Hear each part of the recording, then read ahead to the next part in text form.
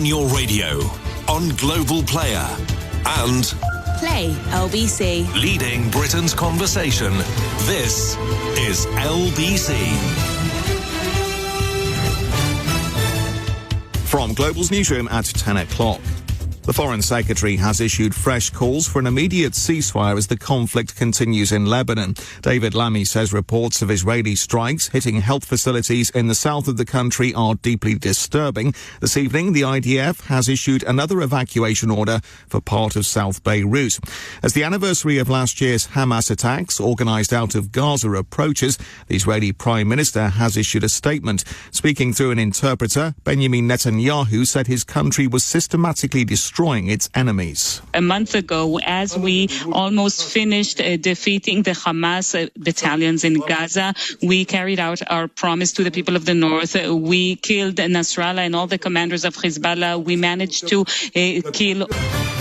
This is LBC from Global, leading Britain's conversation with Nick Abbot. Right, whatever.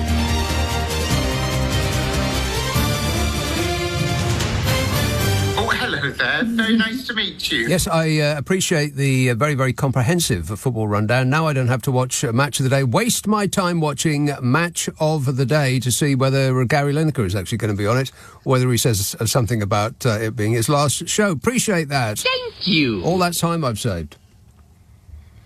Text and tweets from last night, of which there are 3. That's it. I can't believe it. Normally it takes at least the first half of this show to get through all of the text that I didn't manage to read out last night. But I did very well. I'm a good boy, I am. This text says, people who drive at 20 miles an hour in a 30 zone at 1 in the morning. What's that about?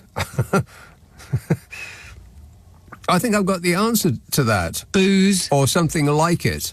I think it's people that are inebriated who are trying to pretend they aren't, in case a passing police person decides to pull them over. I think that might be what that is. Highly suspicious. Driving at 30 in a 20 zone at 1 in the morning, on the other hand, is a completely normal behaviour for everybody but me. Johnny in Chester says, why don't MPs just say no thanks, I've got plenty of money, I'll pay my own way and have some integrity? Because integrity costs money, Johnny. That's the reason.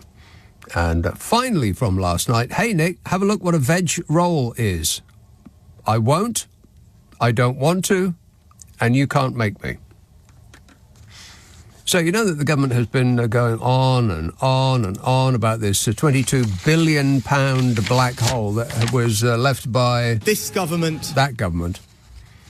Well, the current government has pledged nearly £22 billion of money that they say they don't have to fund projects that capture greenhouse gases from polluting plants and store them underground. That is, polluting power plants, not plants, like trees and flowers and grass. Want to score some pot? Not that kind of grass.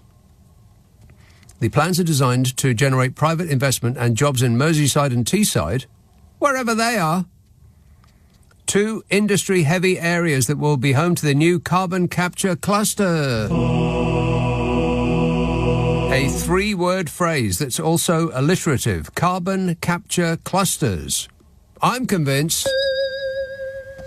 The Energy Secretary and Net Zero Secretary Ed Miliband told Sky News today, a new era begins. He said, a new industry that stops carbon going into the atmosphere, providing good jobs, and shows the government is investing in the country. Blimey, if he had said that it was the right thing to do, I would have imagined that I'd been transported back in time under This government. under that government. Yes, we're spending it, and it's the right thing to do. Is it, though? It shows the government is investing in the country, says Ed Miliband. Does it? Or does it show that the government is investing in the fossil fuel industry that pushes this carbon capture as a reason to keep on drilling for that hot, delicious oil? Carbon capture, utilisation and storage supposedly captures the planet-warming carbon dioxide released from burning fossil fuels or from heavy industry and puts it to use or stores it underground. Do not think about calling me if you're one of those people that says that no amount of carbon dioxide is good for the atmosphere because that's what trees breathe. Even if you have done your research, don't even think about it. Problem is that carbon capture, utilisation and storage is expensive and difficult. But the UK's climate advisors, the Climate Change Committee and the United Nations scientists say it is essential to get the world to net zero, which the UK is targeting for 2050. And so the government has committed up to £21.7 billion over 25 years to be given in subsidies. Oh, no. Subsidies. They're not building this themselves. They're giving subsidies worth £22 billion to private enterprise. It's going to be split between 3 projects which are capturing carbon dioxide released from either making hydrogen, generating gas power or burning waste to create energy from 2022. And that £22 billion, by the way, is just a subsidy to build these carbon capture clusters, not to actually run them. That's going to be extra. What? Yeah, extra. And it will be paid for by us, I expect. So, the government has committed £22 billion over 25 years to be given in subsidies to sites in the Teesside and Merseyside clusters. It's going to be split between 3 projects and is going to come online apparently in 2028. And the gas, up to 8.5 million tonnes of carbon emissions, is going to be locked away in empty gas fields in the Liverpool Bay in the North Sea, where it will remain forever. Probably not. Because that's the thing with gas, tends to leak. The government hopes that it will attract £8 billion in private investment and create 4,000 direct jobs. So that's £8 billion from private enterprise and £22 billion from us poor dopes who pay tax. You know. The little people. But it ain't like you think. It ain't leprechauns, don't you see? It's little men from Mars or somewhere. And it ain't a toadstool there under. It's a spaceship. And that means that every pound is subsidised by almost 3 times as many taxpayer pounds. And shall we guess where the 100% of the profits are going to go? I mean, not much thought required there. Hang on a minute. That's better. I mean, it's also £30 billion for 4,000 jobs, which seems like a lot. That's £7,500,000 per job. You know, like the CEO of a supermarket chain. I mean, if you can't price it solely on the amount of jobs it's going to create, if it actually did the country good, well, maybe. But it looks like we're spending £30 billion just to let the fossil fuel giants off the hook for the devastation that their product brings. And it gets worse.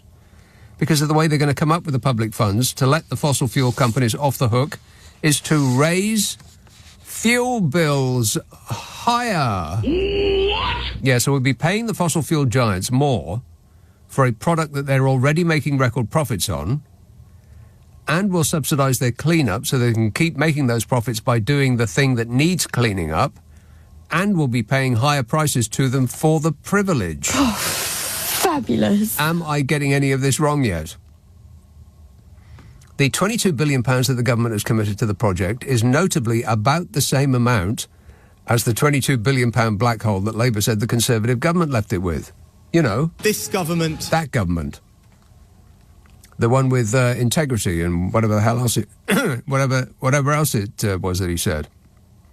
But Skier insisted that the carbon storage and capture scheme is going to unlock billions of pounds of private investment.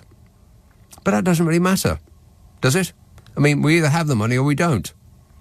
And private investment only appears when they can see a way to make big profits. So someone's going to lose, and I expect it will be us.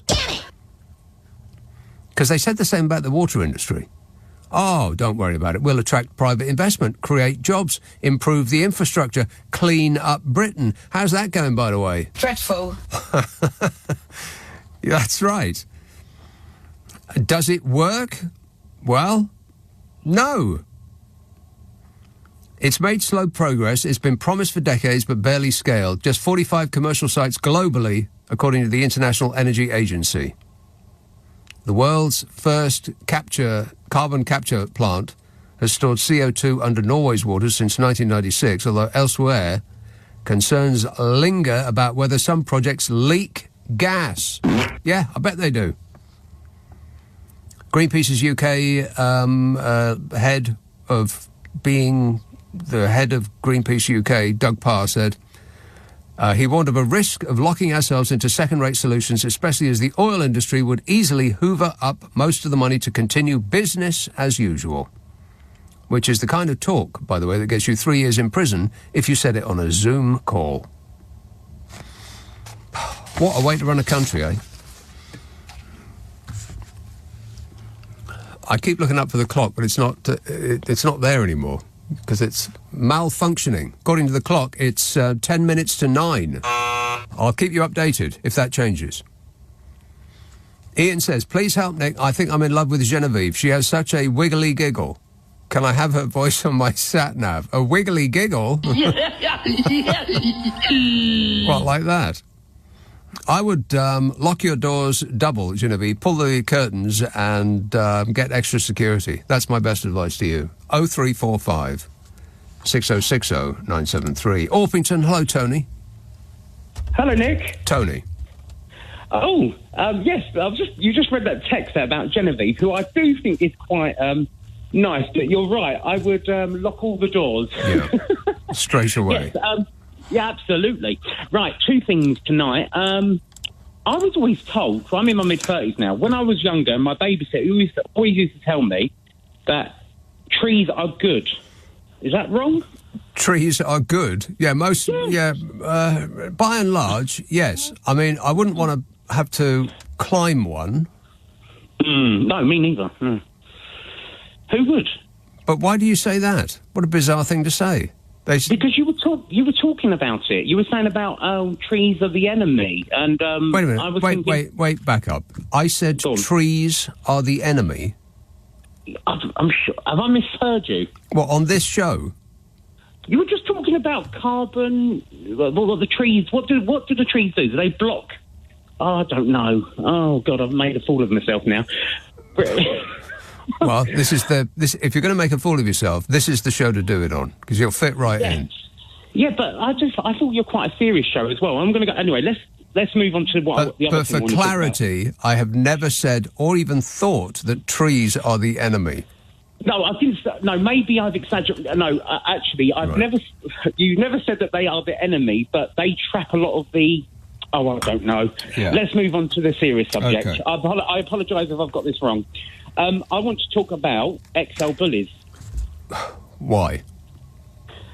Because, there was an LBC presenter earlier talking about them, and I think they get a lot of stick. Now, when I was 12, which was just over 20 years ago, I was attacked by an Alsatian, and I've seen some horrendous attacks by German Shepherds. And it ain't just the XL bullies, because my sister has one exempt. Rex is lovely. We love him. I know. That's what everybody says. Oh, they're lovely with kids. No. Then a tiny switch goes off in their microscopic brain and they eat that child's face off. Yeah. Look, I'm not saying that... Yeah, I agree with you. When my sister bought it, me and my family were like, what the hell are you doing? Yeah, what was she doing, by the way? What was the response? Why did she say she bought such a hideous-looking instrument of death? Because that's my sister, and she can be a bit of an idiot sometimes. Right, okay. But I still love it. I do agree, but there are other big dogs that I think... That also should be banned, correct? Yes, 100%. I totally agree. Yes. So. Right. Oh, well, there we are. We're totally in agreement. All of those things should be banned. If it looks like that, then no one should be allowed to own it. And if you want to own one of those things, then you should be forbidden for owning any animal of any kind whatsoever. In fact, you should probably be in jail. That's not a controversial thing to say, is it? This is LBC with Nick Abbott. Call 0345 6060 973. Text 84850. Alexa, send a comment to LBC. And remember, remember, darling, I don't work before 10 in the morning and never after 4:30 in the afternoon. Those are my strict conditions. 0345 6060 973. That's the letter B, texts. Can we see the Northern Lights, the roaring borealis from Berkshire tonight? Will it just appear for a few seconds, and do I need to wait staring at the skies? Well, I hadn't heard that we were getting a roaring borealis tonight, B. But I very much doubt that you'll be able to see it from Berkshire, unless you're talking about Berkshire in Merca, where it's possible. But what do I know? What are you asking me for? Ben says, now that we've surrendered the Chagos Islands, do you think we'll still have access to Manchego cheese, or is that too much of a wedge issue? It's a cheese-based joke. Unfortunately, we don't do jokes. East Yorkshire, hello, Mike. Hi, Nick. Yeah, CO2, mate. Yes. Think back to COVID. Bodger and his crew paid a fertiliser manufacturing company who said they were going to close down. Yes. Millions and billions. Billions and billions and trillions. Yes. Continue producing fertiliser, and then when you produce fertiliser, the byproduct is CO2. And we were short of CO2.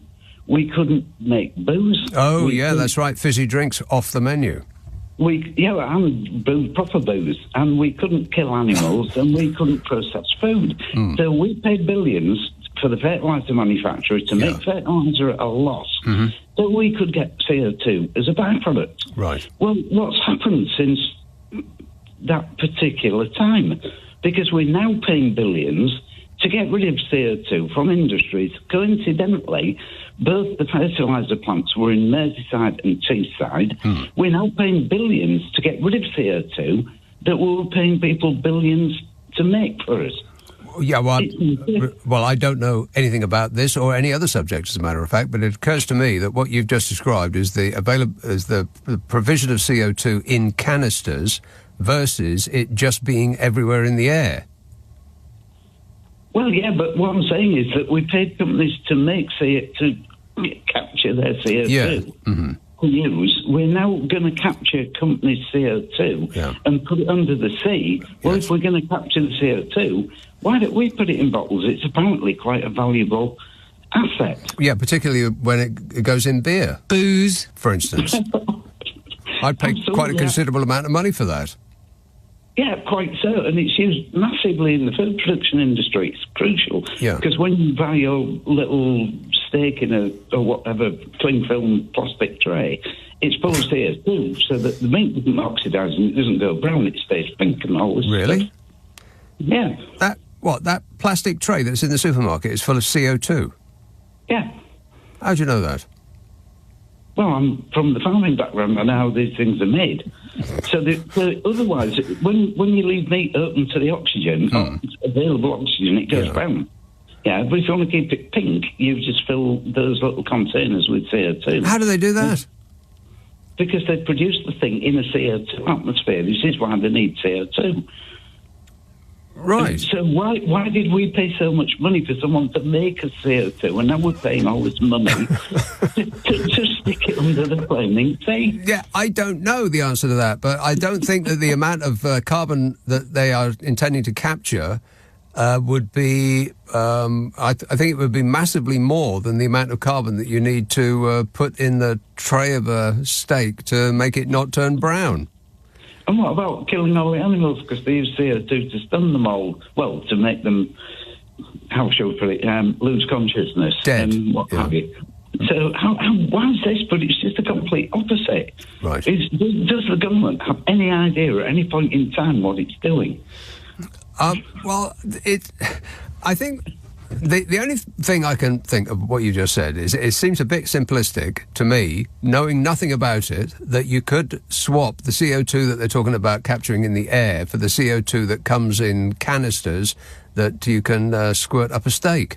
I've never heard of that, by the way. So cows are executed, let's make no bones about it, in a CO2 environment, in carbon dioxide. Well, won't that kill the butchers? Pigs normally, it's more pigs than anything else. Right. But also day-old chicks, because we only want the hens. Oh, poor little chicks. So all the little popcorns get dropped down the chute with CO2 in it, And by the time they hit the bottom of the chute, they're unconscious and they remain in CO2 for a bit, and that's got rid of all the male chicks. And then the female chicks go on to lay loads of eggs, which is what we need. But don't the male chicks that aren't needed go to live in Happy Land and gamble about on a farm, having a nice time for the rest of their lives? No. Yeah, executed. Executed. Blimey. And some of them are sold to people who keep birds of prey because they like the little dales and what have you. Right, The vast majority of them are just scraps. Isn't it awful? Isn't it awful, people? Where this species is a giant animal slaughtering machine. We are, indeed, yeah. Do you know how many chickens we get through in this? It's not a nice piece. No, that's right. Well, we're not number one because we're nice. Do you know how many chickens we chew through in this country per year? Have a guess. Sorry, how many chickens? Chickens, yeah. I would say 600 million. Right, your first guess was just about as close. 6. No, not 6. Million. Not 6 million. 1 billion. A billion chickens we chew through in this country alone. Blimey, it's a killing field out there. Poor little chooks. Well, the stuff you learn on this show, educational, no? No. All right, thanks for that, Mike. Excellent work. Excellent work, bringing home the true awfulness of dinner. I may never eat again until breakfast. Chris says a fake blue plaque has been placed outside a Tesco in Walthamstow. It honours the lettuce that lasted longer than Liz Truss as Prime Minister, 49 days. That is a disgrace. This is a work of genius, and there should be more plaques to the abject failure of most of our most infamous politicians, says Chris. Yeah, I talked about that yesterday. And I mentioned that I can't believe that there isn't a blue plaque outside the Co-op on the Strand where his minions wheeled an empty suitcase to fill it up with booze when they had one of those up-all-night lockdown business meetings at number 10. Isn't that right, Bodge? I can't comment on that. Blah, blah. Blimey, we've seen entirely too much of that man over this last week. Entirely too much. In case you were wondering, Bodge, if we never see you again, it'll be too soon. Chancellor Rachel Reeves has blamed the Conservatives for leaving a £22 billion black hole in the public finances. Government ministers have repeatedly used that figure to justify them being awful to old people. But the same Rachel Reeves is paying the way for a multi-billion-pound increase in public sector investment after the budget, after the government announced plans to commit £22 billion, the very same amount, over 25 years, to fund carbon capture and storage projects. The things that don't work, that the oil and gas industry uses greenwashing as an excuse to carry on drilling. Drill, baby, drill. In what is expected to be one of the biggest green spending promises of the Parliament, the Chancellor, the Prime Minister and the Energy Secretary, Mr Energy himself, Ed Miliband, will plough an unlimited amount of our money on pretending to do something about climate change rather than actually doing something like, insulating homes. Because for that £22 billion, they could insulate 1 million homes, which would capture carbon by not using it in the first place. And it would improve the lives of the millions of people living in them, and save money on the NHS treating those people who would get ill from the cold and the damp, and earn money in tax because those people aren't off work sick, and save on the benefits that sick people receive. But those people in those million homes aren't in the donor class, and they don't work for the oil giants, and they don't represent the lobbying firms that the oil giants use to push the story that climate change is just weather, and there's nothing we can do except burn, baby, burn, to keep propping up the gigantic profits of the fossil fuel business, because profits make dividends and dividends make bonuses. Somebody posted on social media that if your bath is running and it's overflowing, you turn the taps off. You don't invest in an expensive newfangled mop. But we're in mop mode, because this carbon capture technology has never been used at commercial scale before in this country. And environmental campaigners have warned that big energy firms could use it to extend the life of their fossil fuel assets, which is precisely what they are going to do. They say that we'll mitigate the effects of our product. Please don't shut us down. And guess where the relatively small amount of private money is coming from to add to the vast amount of public money that's being spent on this? Guess. What kind of industry do you think? The Prime Minister says the government's commitment had helped to bring in an expected $8 billion of private investment by some of the world's biggest energy companies, including BP and Norwegian energy company Equinor. Oh, fabulous. It's like the food companies and the cigarette companies. They sell you a product that's damaging to your health and then sell you diet foods or nicotine vapes that are supposed to cure the problems that their products caused. It's an unvirtuous circle of grift. In case you were wondering, carbon capture technology works by trapping emissions from power plants or factories before the emissions enter the atmosphere and contribute to the climate crisis. The emissions will be transported via gas pipes to be stored beneath the seabed. And that's right, as you will have noticed, any time it rains, pipes leak. And these are the pipes that will be run by fossil fuel companies who seem less concerned about the environment than about next quarter's profits. So I really can't imagine what could go wrong. Can you? Skier said, today's announcement will give the industry the certainty it needs, committing 25 years of funding in this groundbreaking technology. And Doug Parr out of Greenpeace, he said, for a government that's committed to tackling the climate crisis, 22 billion quid's a lot of money to spend on something that's going to extend the life of planet-heating oil and gas production. But, you know, Doug Parr is policy director of Greenpeace and is therefore a lefty, woke socialist. No! Yeah, no doubt. So I think we can dismiss anything he has to say. I mean, we really don't need to know. What does Nigel Farage think, I wonder? I'm a nutcase. How about Dr. Andrew Boswell, independent researcher into the carbon capture industry? Well, he dismissed the investment as a massive giveaway to the fossil fuel industry and a bad decision for bills and energy security and the planet, which sounds like a win-win-win for the companies that will be delivering it to us. What a way to run a country, eh? Dreadful. Nick Abbott on LBC. Call 0345 6060 973. Hi, honey. How are you? I'm super. Thanks for asking.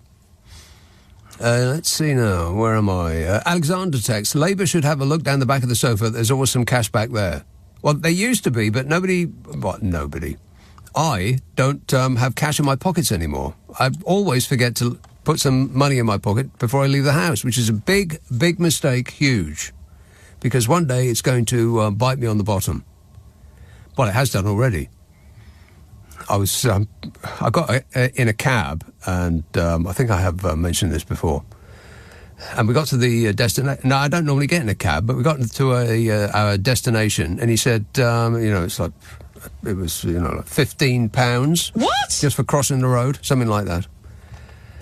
And I proffered my credit card, as is my wont, and he said, oh, no, I can't take that. I said, why not? I thought all you cabs took credit cards now. He said, no, I forgot to charge my machine up, so you're going to have to pay cash. And I said, well, guess what? Fun fact, I ain't got no cash. He said,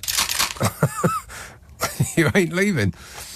So that was a nightmare. So I must remember to take cash out of the house. But because I don't take cash out of the house, I don't come back into the house with change, which would fall out of my pockets and into the bag of the sofa. And I don't believe anybody else does either. So you're wrong there, Alexander. Belfast, hello, Brendan. Hello, sir. I have a bone to pick with you, which I think it's about time that this was aired. Is it a chicken bone? No, it's an airborne bone. It's right. You are constantly complaining about the quality of the sound coming in from telephones to LBC. Oh, yeah. Mm-hmm. Constantly complaining. Whinging and whining and moaning. That's me. Yeah. Well, what I've done this evening is I've actually, for the first time in about 10 years, I've actually put my phone to my ear. Well, you are coming across clear as a bell. Exactly, because LBC radio station can deal with that. We're going to call ourselves Bell BC from now on. Yeah, but there is no part on any mobile phone that feels comfortable for your ear. And having said that... That's true. Yeah, that is actually true, because you're presenting a flat, cold, impervious plane to your ear, which is not how any landline is made, because they all have at least some recognition of the shape of your average ear, but a mobile phone doesn't. I hadn't thought about that.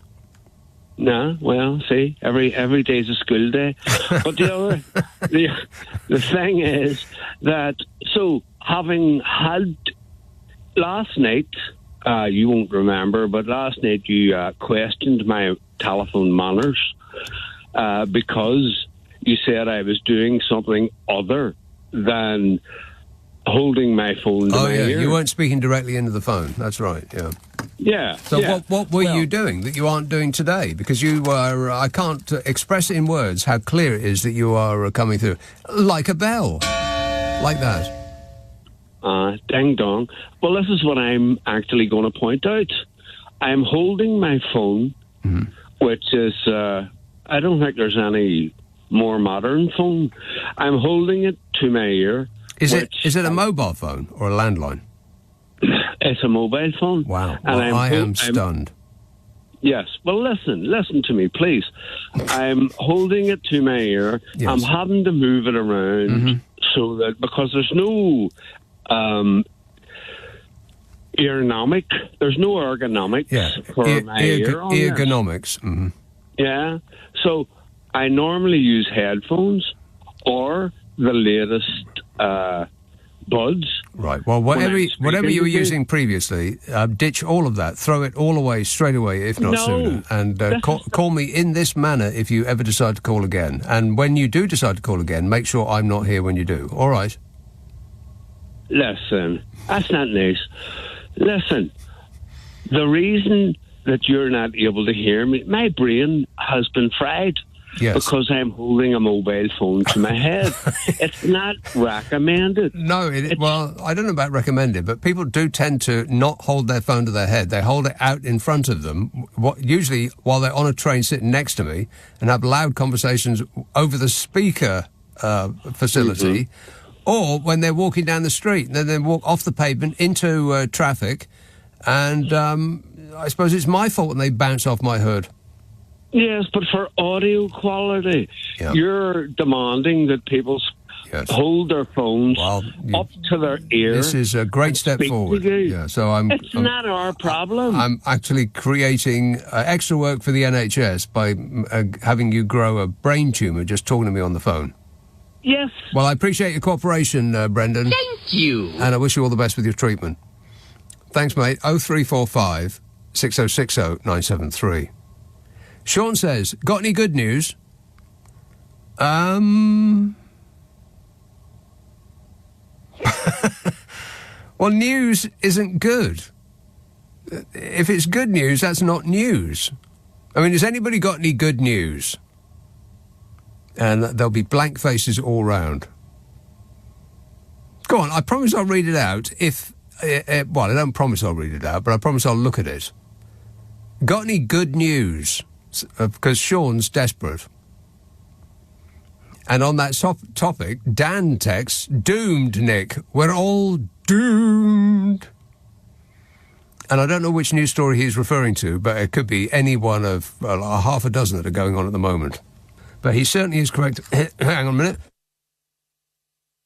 minute. Just when I thought...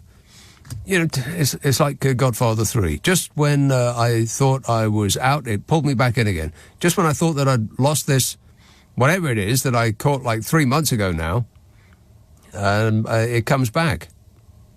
Not that I'm complaining or anything. Whinging and whining and moaning. Yeah, I know. 0345 6060 973. North Acton. Hello, Anne. Hello, Nick. Anne. How are you? I'm great, mate. Hi. Yeah, Nick, what it was, I was talking to your producer just now, and he suggested that talk to you. I was actually telling him about my mum, who passed away in July. I phoned in today, I tried to find out, was her death, assisted dying, but I don't think it was. What it was, she had 3 things wrong with her, and then in the end, on the day when she got pain off for 3 months, my sister gave her morphine, but they're telling me, no, that's not assisted dying. And the producer of this program told you to talk to me about this. No, the girl spoke to me, and she told me phone Samaritans, who haven't been able to help me, and then told me to phone Cruise on Monday, wherever they are. Right. Well, anyway, I'll tell you what, Anne, I'll put you back to my producer, and he can give you all the numbers that you need. All right. Thanks for that. David texts, I know how to fill that black hole. Use Michael Fabricant's hair. There's enough of that to fill any hole. What black hole? Oh, the black hole that £22 million. Right. That black hole. Whatever happened to Michael Fabricant? Don't tell me. Andrew says, we aren't mobile. Why? He doesn't say we. He says why. I don't. Sometimes when Andrew says why, it sounds like we. Sometimes when he says we, it sounds like why. He really should be more clear. He says, why aren't mobile phones fitted with a lanyard to stop them being snatched? And I wonder where Prince Harry will spend Christmas. It's the first Christmas text message of the year. Oh, no. Oh, Struth. I used to have a mobile phone that was fitted with a lanyard. Well, not a lanyard exactly. It was like a hoop that went over your hand and secured it to your wrist. And I always thought that was the most sensible thing, because the one thing you don't really want to do with a vastly expensive piece of modern technology is drop it on concrete, which is what tends to happen with a mobile phone. Or into the urinal. Disgusting. Which is, it happens too often. Not to me personally, but I know that it happens to other people. And how you would solve that is just to have a little loop. And it's perfectly easy. I mean, the case that they come in, a phone, you could just drill a hole either side of the corner and then fit a fine, wire or piece of string or, some technological innovation. You could put that through there and put it over your wrist, and then you wouldn't drop it and you wouldn't lose it, and no one would snatch it out of your hand. Problems, you're welcome. Thank you. Good idea, yeah. John says, these new carbon capture clusters, which will supposedly be good for the country, I wonder what country will get the contract for that technology, and wonder what the country will get the contract for the computer side of it, says John. I was a bit confused. Shall I read that again? No. Okay, then. Your wish is my command.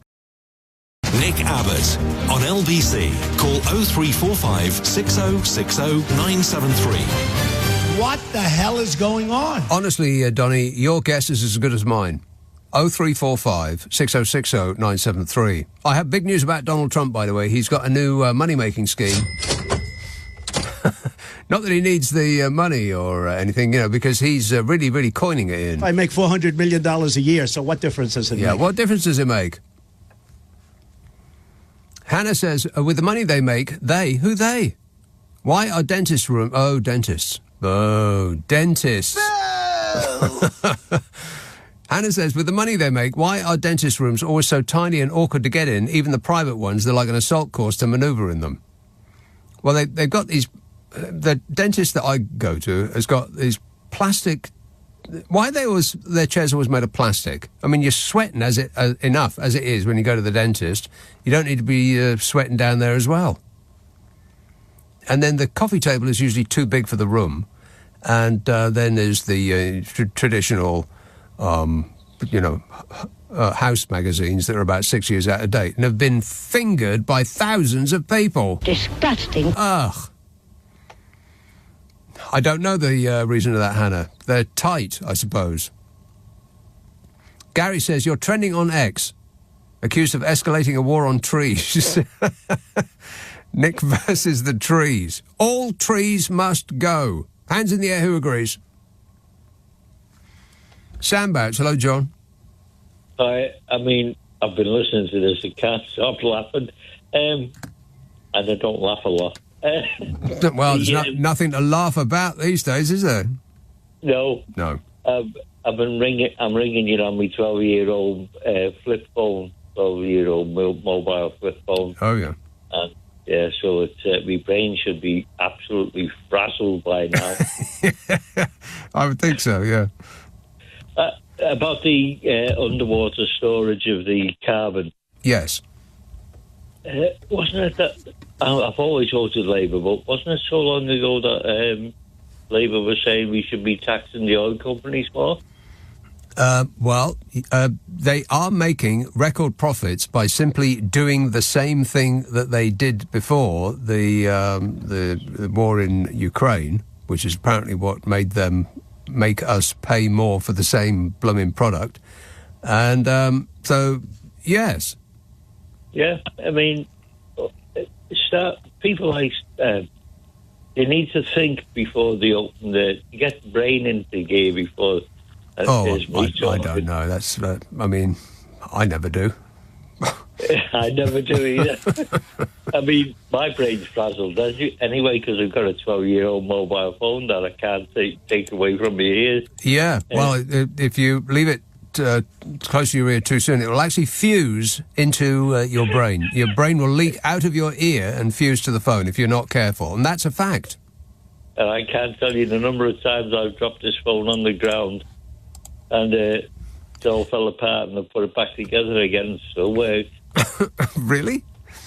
It really does, yes. I wouldn't have thought that's possible. The phone split apart and you put it back together again.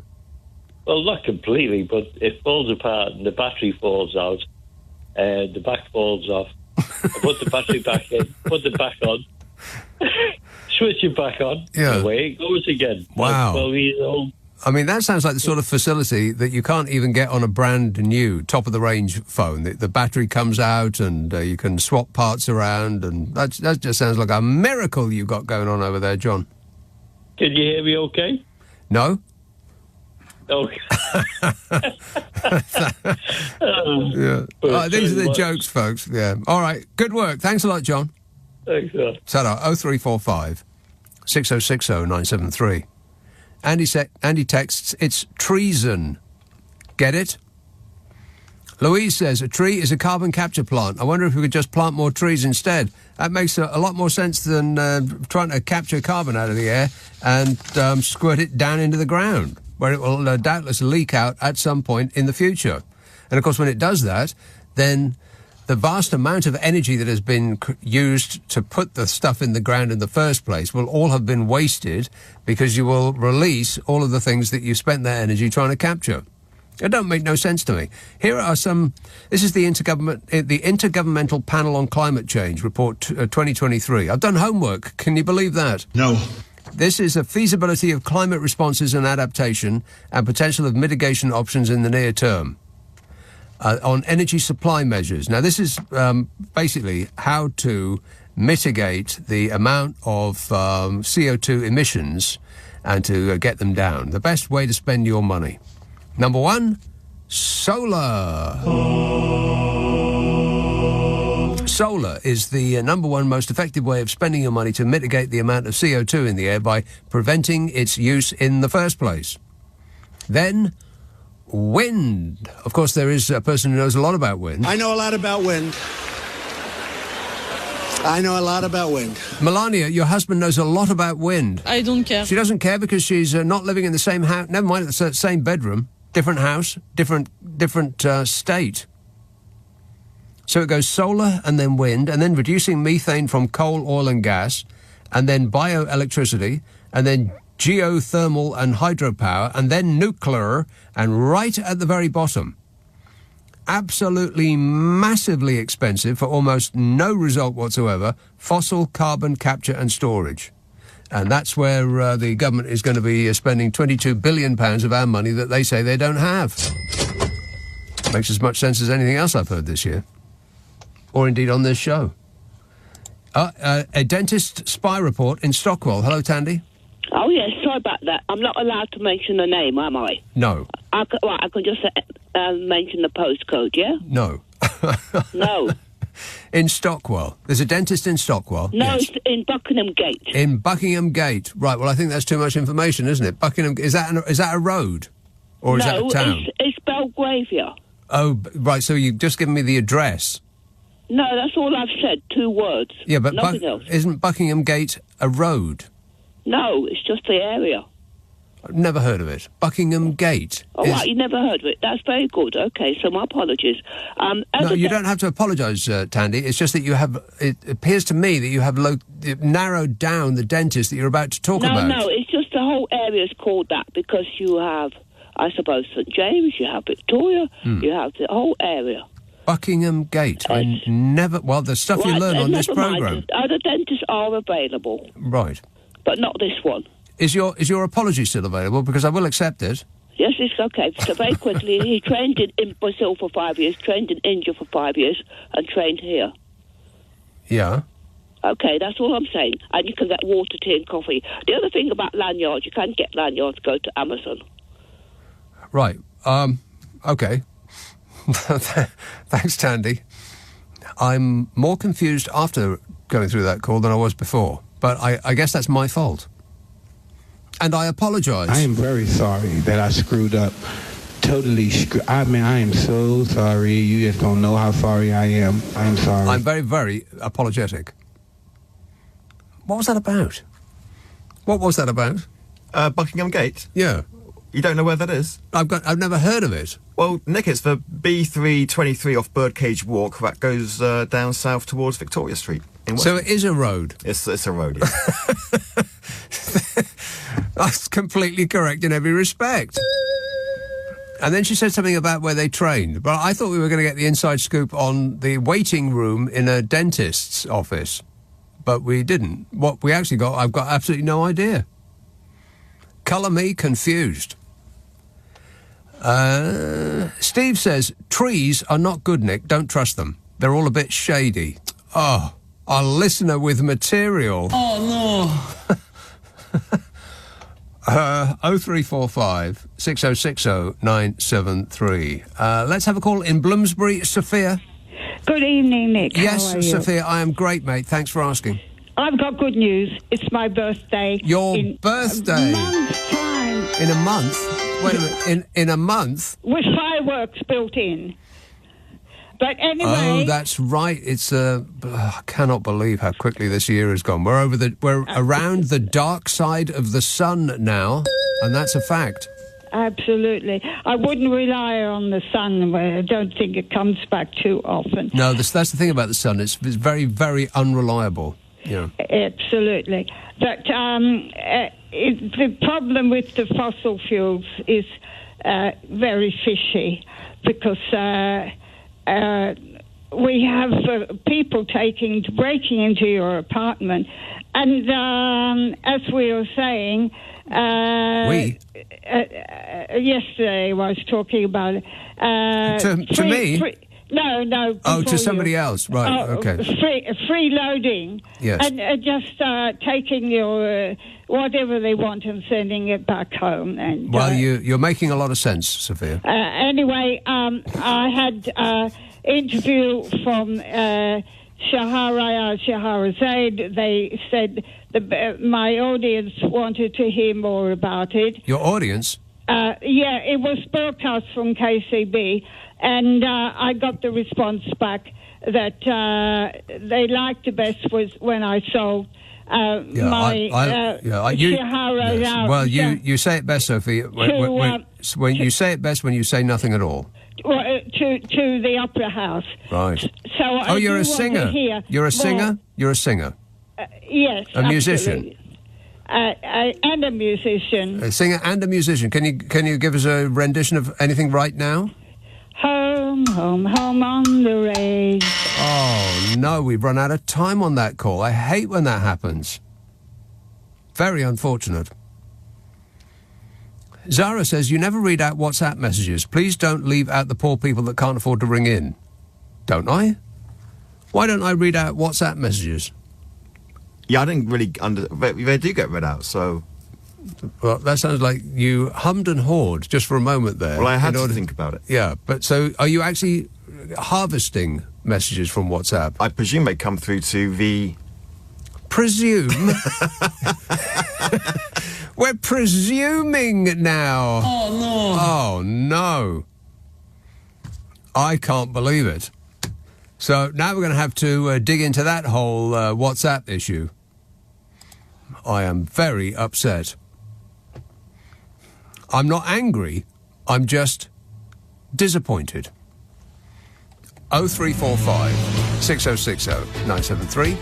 Text 84850. Email nica@lbc.co.uk. And if you're on WhatsApp, well, what's the point? You might as well just scribble your message down on a piece of paper and throw it out the window. You'd have as much chance of getting it read out on this show. But leave it to me and I definitely will get to the bottom of it. Somebody is going to pay.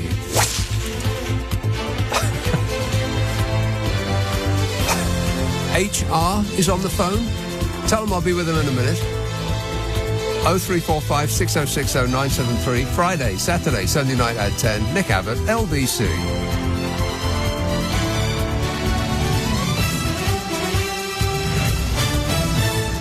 On your radio, on Global Player, and Play LBC. leading Britain's conversation. This is LBC.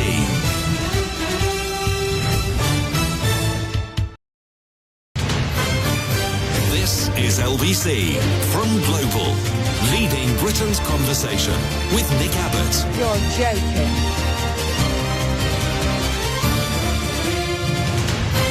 What in places goes on inside that head of yours? Oh, not a lot, actually. Not very much at all. Have we got any good news yet? Because Sean asked for good news. If you get any good news in text form or email form or WhatsApp form, if you can be bothered, then put that at the top of the screen, the toppermost part of the screen, and I'll read that out straight away, if not sooner. All right. Oh, is that all right?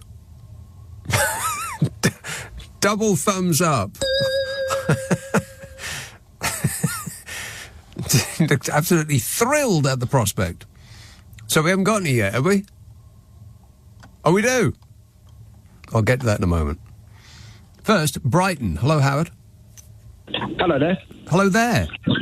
Hello, Nick. How are you? Yes, sir. Good, thanks.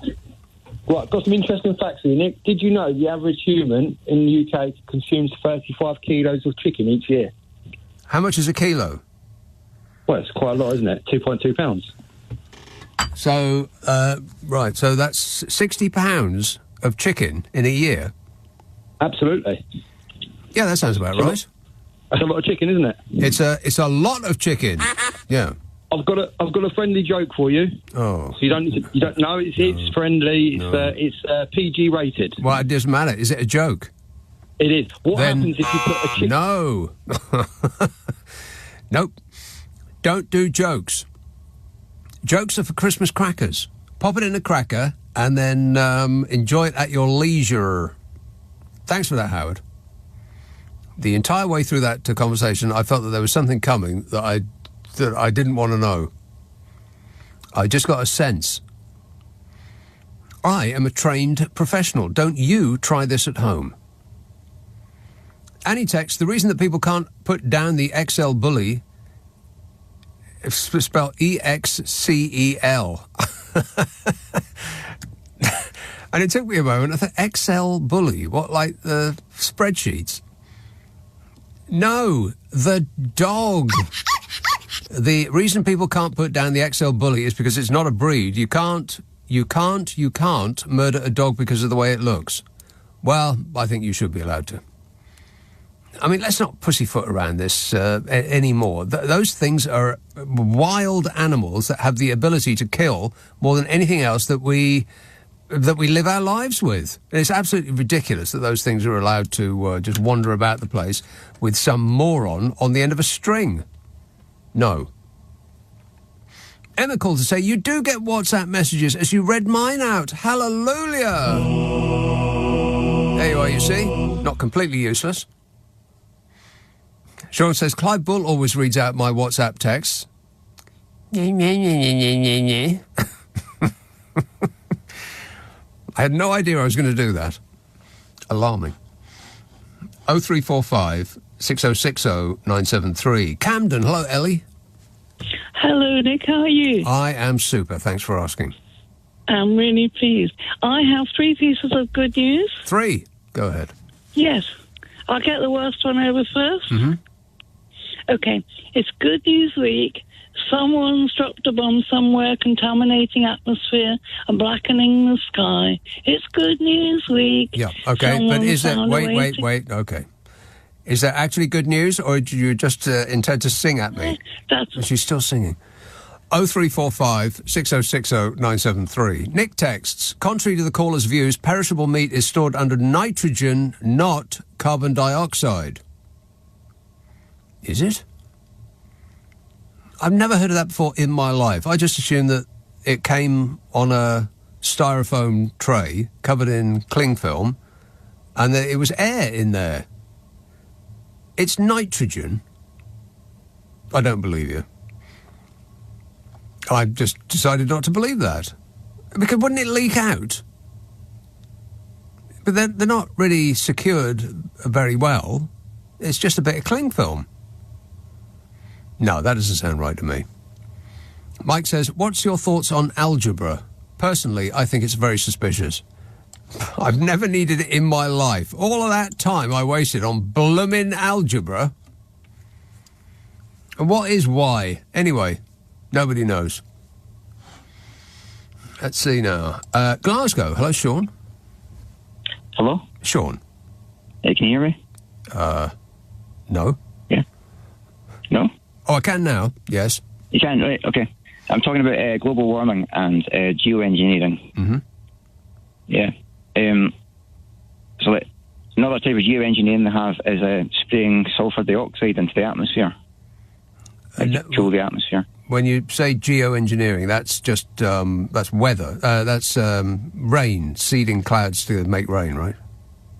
Yeah, like sulfur dioxide into the atmosphere has like a cooling effect on the atmosphere. But if they do that, it just allows like the fossil fuel industry to continue their business as usual, and it makes the problem worse in the long run. Right. Well, I don't think that's a very good idea. Who's doing that? Well, no one is yet, but right. It's like, I think something they could do, potentially. No, but in the long run... We couldn't do it for the reasons you've already explained.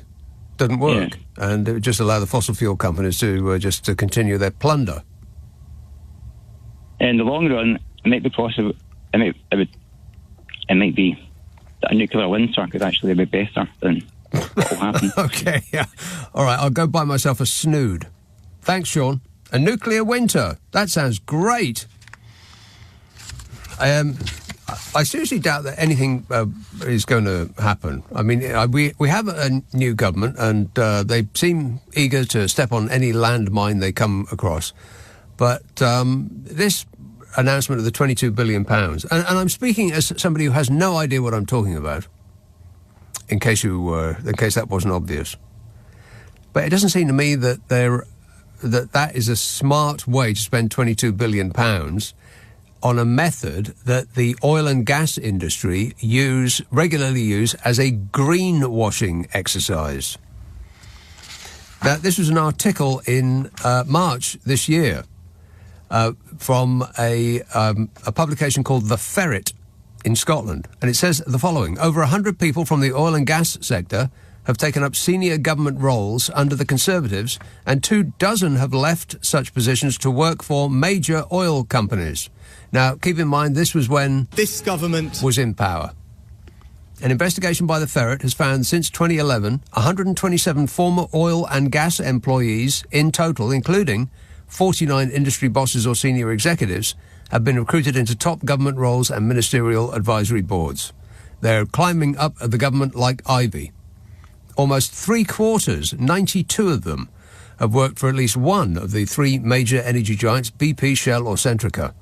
More than half were appointed to public posts in foreign policy, defence and nuclear decommissioning. A dozen held posts with either the oil and gas watchdog, the North Sea Transition Authority, or departments responsible for energy policy and delivering net zero. Carbon emissions from burning oil, gas and coal are widely acknowledged as the primary cause of climate change, and the revolving door between the government and the fossil fuel sector has been condemned by campaigners and opposition politicians. And has anything changed since, this government was in power? I seriously doubt it, because the Labour Party didn't come in and fire everybody, did they? So I would imagine that all of those people are still in position. Still, excusing the oil and the gas industry for their evil ways, trying to tell us that climate change isn't real and it's all just weather, and it has nothing to do with human activity. And if it did have something to do with human activity, then reversing it would be too expensive. And if we just wait long enough, they'll be able to say, "Oh, well, it's too late now anyway."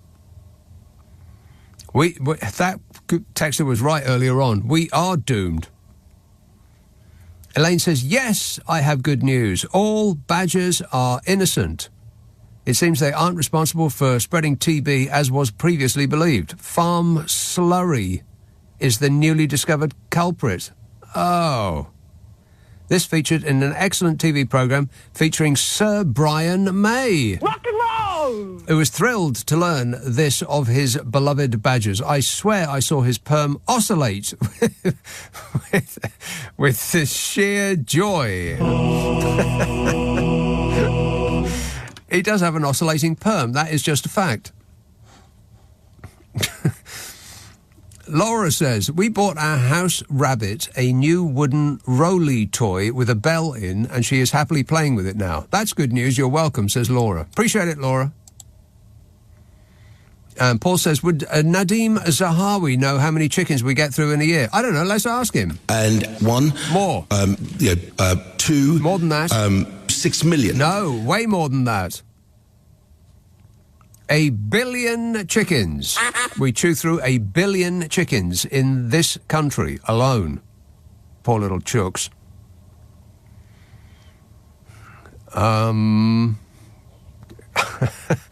Adrian says, "Good news, we're in the final of the America's Cup against New Zealand after beating Italy." Oh, that is excellent. Boring. Who cares? Hands up who cares about the America's Cup. Only the people who are taking part in it. No one else cares. It's a rich man's idle amusement. Not remotely interested. Ian says, "So the thief on his 30-mile-an-hour electric bike grabs your phone, which is attached to your wrist. You are now doing 30 mile an hour, breaking mucho wind of fear and adding to the climate crisis." No, they would try to snatch your phone, and the phone would not go with them. It would stay with you, and they would be left empty-handed. And the police would hopefully be on scene to deal with them appropriately. Straight away. Let's see, who we got? Devon. Hello, Rose. Oh, Nick, it's just time for the break, isn't it? I'll put you on hold. Well, I'm at something of a disadvantage because the clock in the studio is broken, and I've had to switch it off because it kept telling me that it's 10 to 9. And I'm fairly sure... It's 11, as a matter of fact. I was just looking at the clock and I thought, oh, blimey, I'm on. I'm fairly sure that it is not still 10 to 9. No, it definitely isn't, love. No. All right, well, I'll go away in order to come back. How does that sound? It's great. Another satisfied customer. LBC.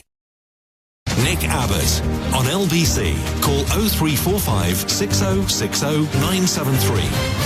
Well, let's get back to it. And let's get back to Rose. Yes, Rose.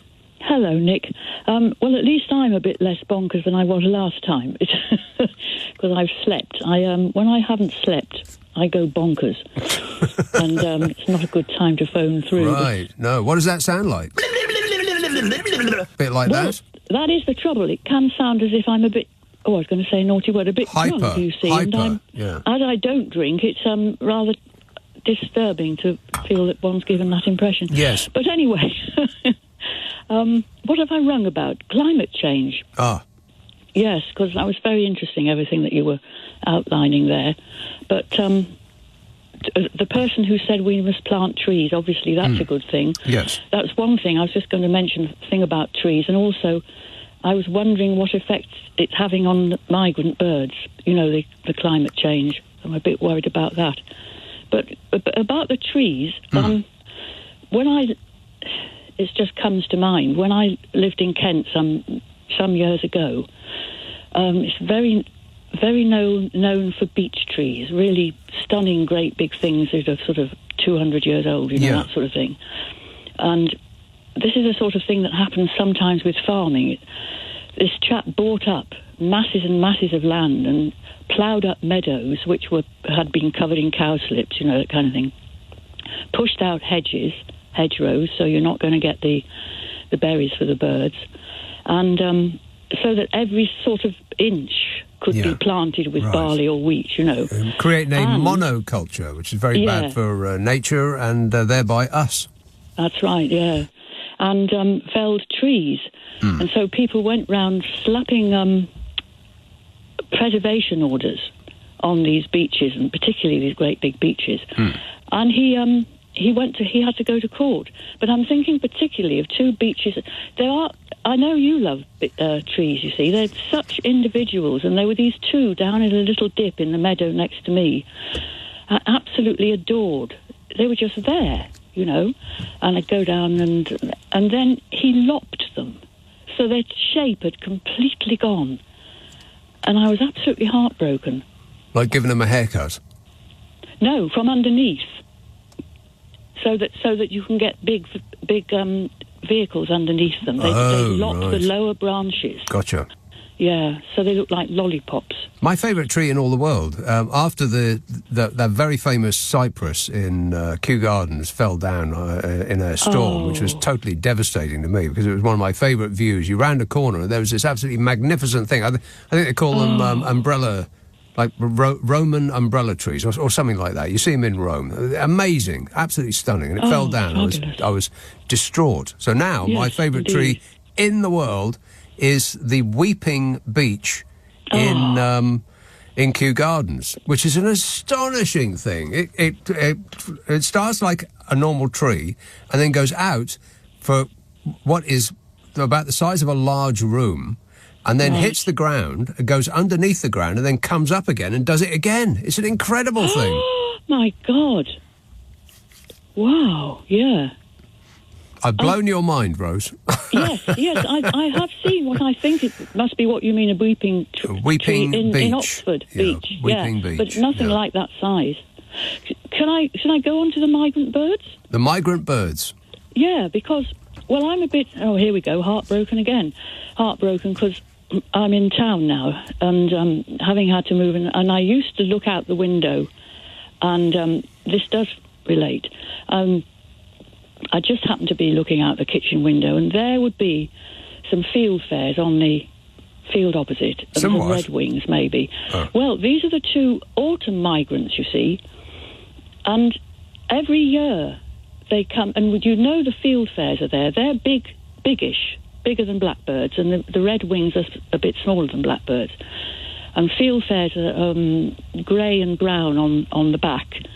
And when they lift their wings, it's white underneath. But they're there because you hear this chack-chack sound. And they'll fly into the tops of the trees and gather there. And they're going around, you see, looking for berries, hawthorn berries and that sort of thing.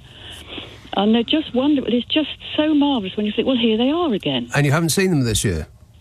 Well, I'm wondering if they're going to be affected because, of course, I haven't got them on the doorstep anymore. Right, well, they may be late. But they may be late because somebody told me where you would see them and the redwings, which have red underneath their wing. And I went along, nothing there at all. And then I thought what you're thinking. But I wonder if, you see, all the birds seem to be fewer than they were before, and you can't Well, we got fewer insects, something like 70% fewer insects than we had in the, I can't remember exactly what the date was, but I think it's like the not that long ago, 1980s, 1990s, something like that. Our insect population has absolutely gone, plummeted. And so that will affect birds too. It's, and who's the problem? We're the problem. Some birds depend entirely on insects. The ones I'm talking about aren't. Have you ever eaten an insect by accident? Or deliberately? Have you ever eaten an insect deliberately or by accident? Don't think so, no. Haven't you? No. Well, you never caught an insect in the back of your throat and go, ugh, like that? I don't think I have, actually. I can't remember doing. Did you ever swallow a fly and then have to swallow a spider to catch the fly? Oh, I was going to do that. It's the worst tasting thing I've ever had in my mouth, without exception. And I cannot believe that poor little birds have to start their day first thing in the morning, practically before the sun is rising, and fill their face with those disgusting things all day. Yeah, shoved in their beaks by their mothers. If Exactly. They're little baby swallows. Yeah, I would clamp my wings to my side and throw myself out of a tree if I had to greet a day doing that. But thanks for that, Rose. Cheers, my dear. 0345 6060 973. Mark says, some good news for you. I've been suffering with a particularly nasty paper cut, which has now healed. Oh, really? Please tell us more about it. Stop whining. Darryl says, can all these listeners with material please stop with the tree gags and start branching out a bit?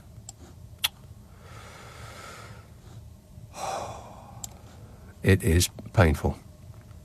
Painful? Eddie says, I don't understand this hullabaloo about the Chagos Islands. By the time our 140-year lease is up, they'll be under the sea. The highest point's only 7 metres above sea level. Well, that very thought had occurred to me. I'd be surprised if those people weren't standing on their tiptoes by this time next week. I mean, a slight wave and the whole thing goes under. 0345 6060 973. Let's see now. Upminster. Hello, Keith. Hello, Nick. Just a second. I'll turn off my loudspeaker phone. Yes, please. Put the phone to what? There you go. Okay. It's a movie that I was going to talk to you about this last week, but I didn't get a chance. And now it's a movie. The dates are out. Three words. First word, 2 syllables. Go on. The Apprentice. The Apprentice? Yeah. A film? A movie. A film called The Apprentice. Who's in it? Who it's about. Guess who it's about? Donald Trump. Yes. Oh. About the 70s and 80s of Donald Trump. I don't need to see any more Donald Trump on my screen. I've had my fill up to here with the orange nightmare. Don't talk to me that way. Don't talk to... I'm the President of the United States. Don't ever talk to the President that way. I won't ever talk to the President that way. It's coming out on the 17th or 18th of October. Right. In the UK. Not remotely interested. He's have it banned. He's trying to have it banned. OK, well, then I'll watch it straight away. Yeah. That's why I thought you'd like to know about it. I'll see you in the queue. Thanks a lot, Keith. 0345 6060 973. Oh, can you imagine to sit for 2 hours watching that whiner? I am the most fabulous whiner. And I'm a whiner, and I keep whining and whining. Don't you ever? And apparently him and Kamala are just about neck and neck. Hey, America, wake up. It's later than you think. Michael texts, why does the government never have funds for the NHS but always for war? Well, because a lot of very, very important people, donors, in fact, make a lot of money when war comes around. If is a possible answer. Vince says there's a simple way of sorting the XL bully problem. If anybody wants to own one, then that should automatically bar them from owning one. Correct. Yeah, I do believe that I said that or thereabouts. If you want to own an XL bully, that means that you should probably not only not be allowed to own an XL bully, but you shouldn't be allowed to own a dog of any kind, and you should probably be in jail. That's not a controversial thing to say, is it? Emma says, good news. Nick Abbott has a very hard-working and capable, glamorous assistant. If Nick stopped fiddling with his knobs, he may have time to appreciate this. Also, Gary Lineker is still on Match of the Day with no announcement, so his bank balance is very happy indeed.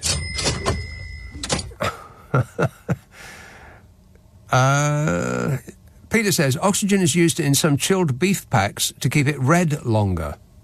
Carbon dioxide and nitrogen mixtures are used to retard microbiological growth in some chilled pork and chicken packs. This process is known as modified atmosphere packaging. I am a food scientist working in the supermarket business, says Peter. Oh, he's an expert, which means that nobody is remotely interested in anything he has to say.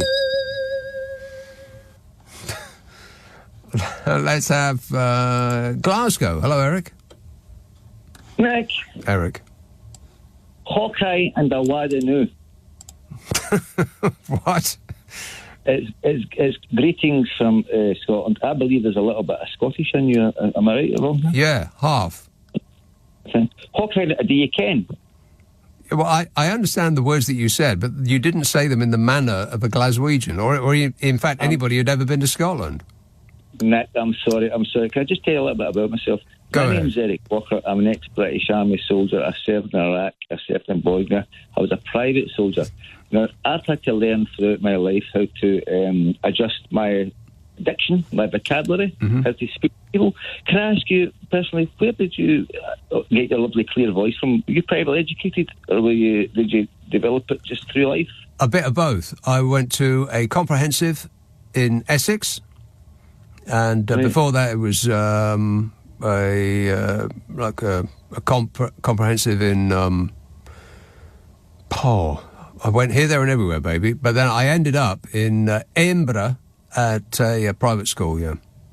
Beautiful city. Do you think that they were losing it? I've got pals actually in Iraq, from Iraq, that lived in London, that were understanding words like Zayn, and dialect. Do you think the dialect's starting to go? We're missing our wee bits and bobs through British language, the rhyming slang, Cockney rhyming slang, for example, apples and pears take the stairs type thing, I don't think Cockney rhyming slang has anything to do with a dialect or accent. That's a different thing. That's trying to confuse non-locals. But as for are we losing our accents? Well, I think that you are a perfect example that we aren't. No, that sounds as if I'm from Glasgow. Do I sound as if I'm born in Glasgow? Yeah, very, very much so, yeah. No, that's fine, because when I left the British Army, I worked for Surrey Police for a substantial amount of years, and there I get educated how to speak slowly, because a lot of people found me speaking fast, very fast, yes, because where I was from, Well, and some people might be listening to this thinking, what on earth is that guy saying? It just sounds like a noise to me. But my ear is tuned, having lived there for a good long while. Well, in Edinburgh, not Glasgow. Did you like Edinburgh better than Glasgow? Well, I didn't spend very much time. The only time I spent in Glasgow when I was a kid was going to see David Bowie at it was the Apollo, right? And going to see The Who at Celtic Park. And that was pretty much the only time I ever went to Glasgow until much later in life. I spent about 3 months there doing a show. Fantastic. Can I just ask you for one more favour before I go? Okay, you can ask. Please listen to the Robin Beebe Band, Let's Work Together. All right, I'll put it on my list. No promises. Nick Abbott on LBC. Call 0345 6060 973. This is absolute tosh. And on that subject, David's texts, good news for Sean, who some while ago asked for some good news. Nigel Farage has been spotted in Clacton, he says. Oh, wait, sorry, no. There should be an app that tells you where Nigel Farage is. Where's Nige? I'm a nutcase. Not who's Nige. Where is Nige?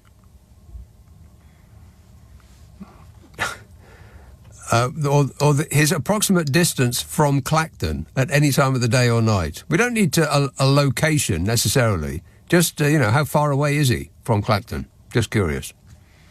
Josh says 1 billion chickens is not a lot. It's a paltry sum. Oh, God. Oh, no. I am in pain. Karen says chickens have farmed so much they're almost like vegetables. I thought they were vegetables. A chicken's a vegetable, isn't it? One of your 5 a day? Pretty sure that's right. And James says, good news. Hull, Kingston, Kingston Rovers, I imagine. Hull Kingston Rovers are in the Super League Grand Final against Wigan for the first time in their history. Wow, that is very, very exciting. Rugby. Boring. It's a no from me, yeah. That doesn't look like a sport to me. It doesn't look like a game of any kind. It just looks like people, like steroidal freaks running into each other. That's what it looks like to me. Guildford. Hello, Tom. Hello. Hello. Oh, hello. Sorry, yes, sir. Yes, sorry, I didn't realise I was coming straight through.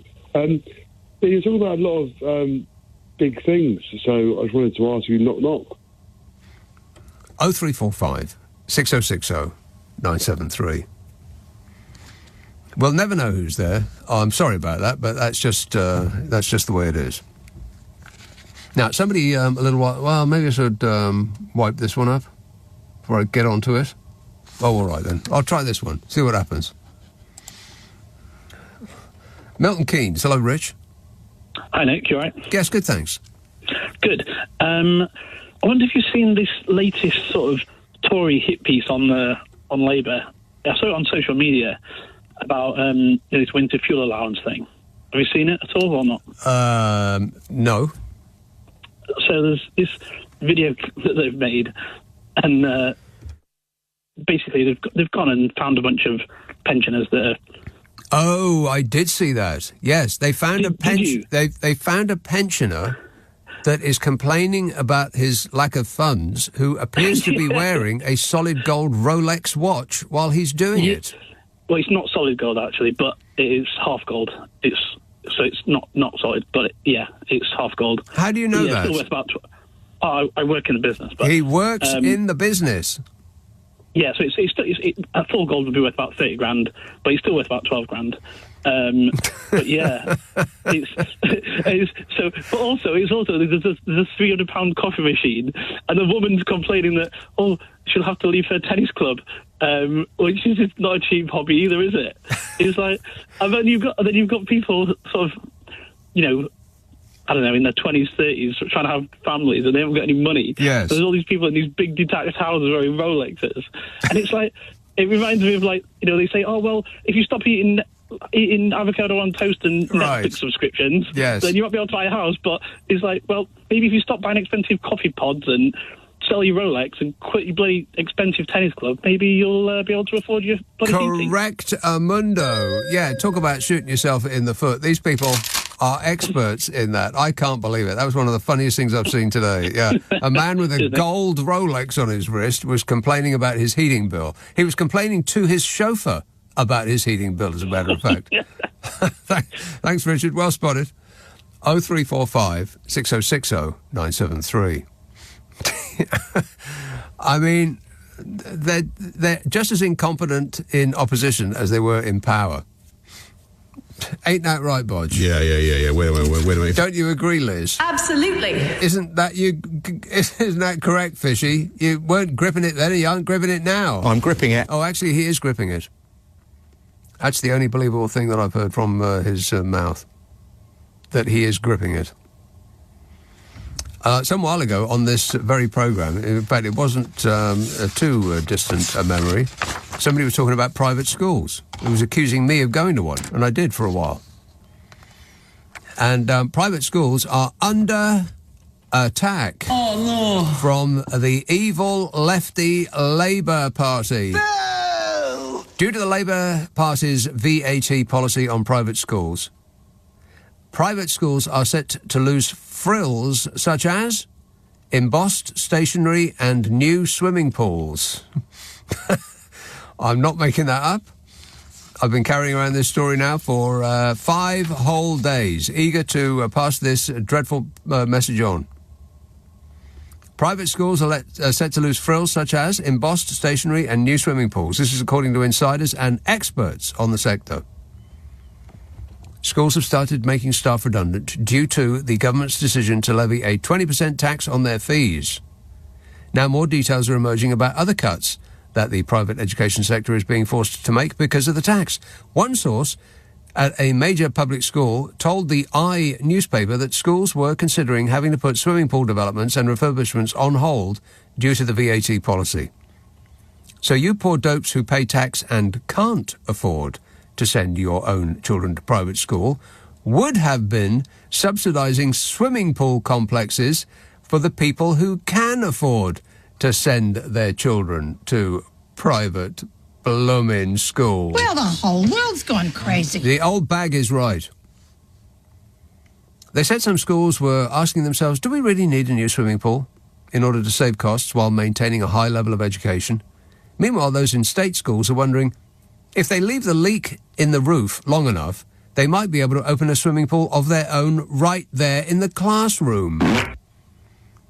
Education consultant Neil Roskilly, former chief executive of the Independent Schools Association, said schools were questioning long-term capital expenditure on big projects such as new swimming pools. He said, schools were not compromising on building maintenance and upkeep, but said, it's the nice-to-haves, the new swimming pool, the new AstroTurf pitch that they might just have to put a hold on. They might just have to put a hold on them. When will the children of the rich ever get a break? Good to know that private schools aren't compromising on building maintenance, though. And state school kids will reflect on that from the desk in the porter cabin that they learn in after their own classrooms were closed down because they were in danger of collapsing. Education consultant Neil Roskilly, former chief executive of the Independent Schools Association, said schools were considering cutting back on ancillary staff, merging back offices to improve efficiency, and bring in more money by increasing student capacity. What? The schools that are crying about losing students because they aren't going to be subsidised anymore are taking on more students to make up the cash. Did you get that? School swimming pools are relatively rare in the state sector. You bet they are, but 40% of the private schools in the country that belong to the Independent Schools Council currently have their own. Now, Melanie Sanderson, managing editor at Good Schools Guide, said that frills would have to be the first to be cut, such as costly catering contracts, personalised stationery, and annual events. Oh, the humanity. She said a lot of independent schools have lovely things like ring binders with school logos embossed on them. She said that'll go. A lot of independent schools throw lovely events throughout the year like bonfire night. I've seen that go in a lot of schools already, she said. No personalised ring binders, no fireworks displays. When will the horror end? She says if you're paying for an education, parents expect a certain standard of facilities. Yeah, that's right. And if you're paying for an education in this country, you have also become used to having your luxury subsidised by people who can't afford it, who are paying for an education for their kids through their taxes, but it's a pretty dismal affair. She said it would be the death knell for schools if they failed to evolve and differentiate themselves from the state-funded sector. And the education consultant, former chief executive of the Independent Schools Association, said private students were unlikely to see much of a difference in the years to come due to the tax. He said, I haven't seen any evidence of larger classes, for example, which is one of the things you might have expected. So, in summation, not much change. There isn't an exodus of children from private schools. They're actually taking in more pupils to bolster their finances, and the worst that might happen to little Henry and Hermione is that they might have to swim in last year's pool. And a government spokesmodel said, we want to ensure all children have the best chance in life to succeed. Ending tax breaks on private schools will help raise the revenue needed to fund our education priorities for next year, such as recruiting 6,500 new teachers, which is precisely what they should be doing. But he did say the word priorities, which is one of those words that I just never want to hear again. Not now, not ever, never. That is my priority. Leading Britain's conversation. Nick Abbott. Alexa, send a comment to LBC. Right, so what are we doing? Given we're doing a radio show, but it does remind me that I do a podcast with Carol McGiffin. Oh, right, yeah. Now, the idea is that we are a problem-solving duo. If you have a dilemma or an issue or if you are confused about something, you just want us to sort it out for you, then that is right up our alley.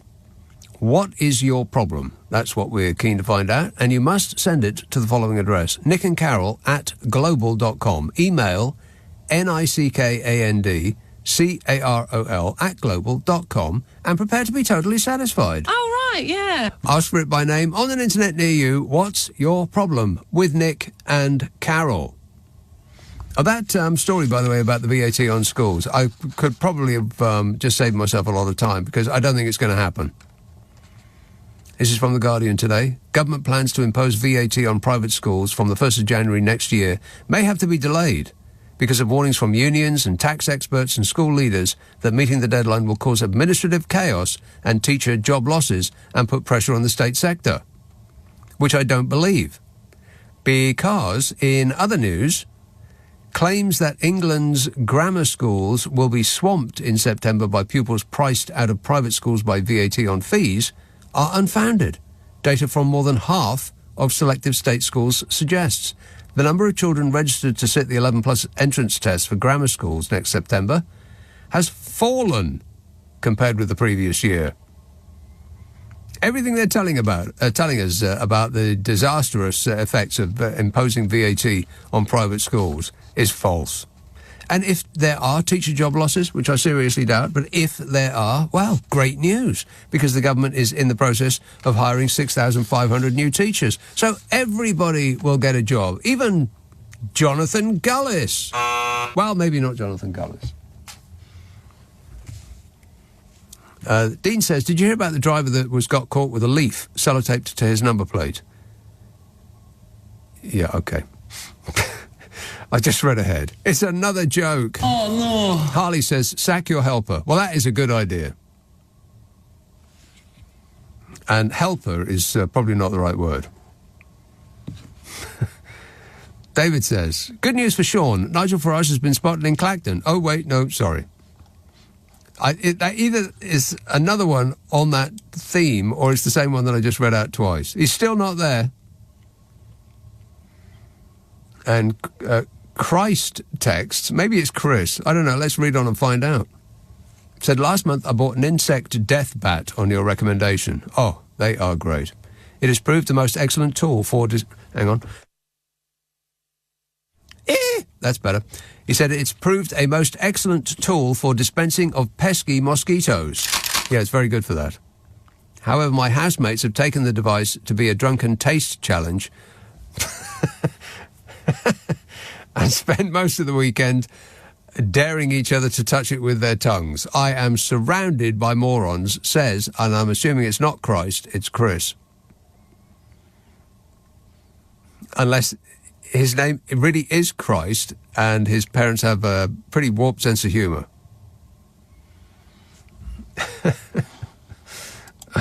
Tooting. Hello, Jan. Hi, good evening, Nick. Yes, Jan. Hi.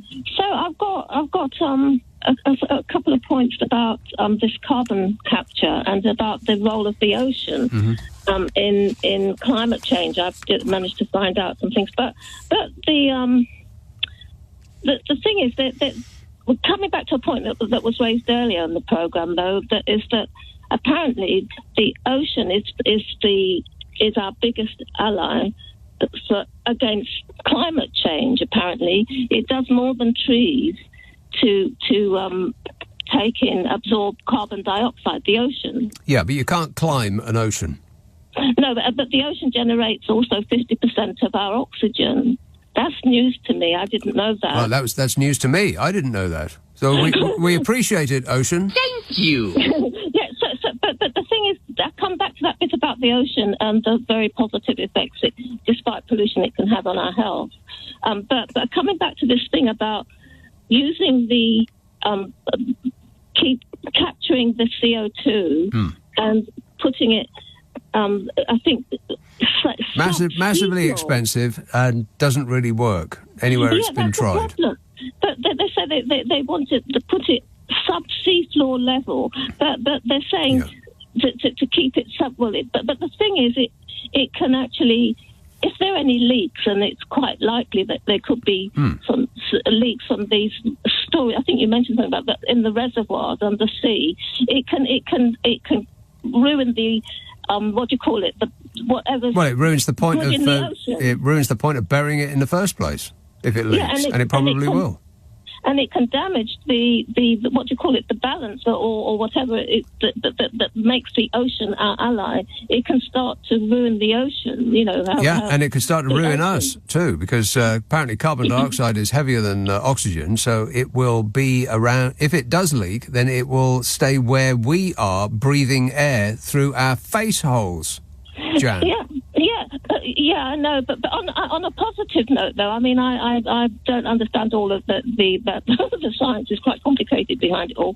But on a positive note, I was really glad to find out, because I used to say to people, I'm going down to the coast, I'll be getting all those negative ions, and I'll come back feeling healthier. Ozone, baby. And I thought, well, is it still like that now, despite all the air pollution?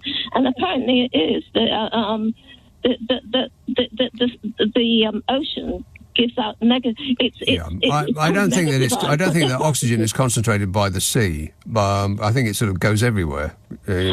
All air is connected to all other air. But I think that it just there's a wind by the sea and it goes through your hair, and then you get a certain saltiness on your face, and you look as though you're in vibrant good health, Jan. Nick, no, I'm talking about what are called negative ions. Yeah, never mind about that.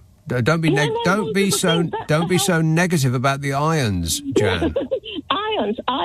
No, I mean they are. There's a science behind it. There's a real science behind it.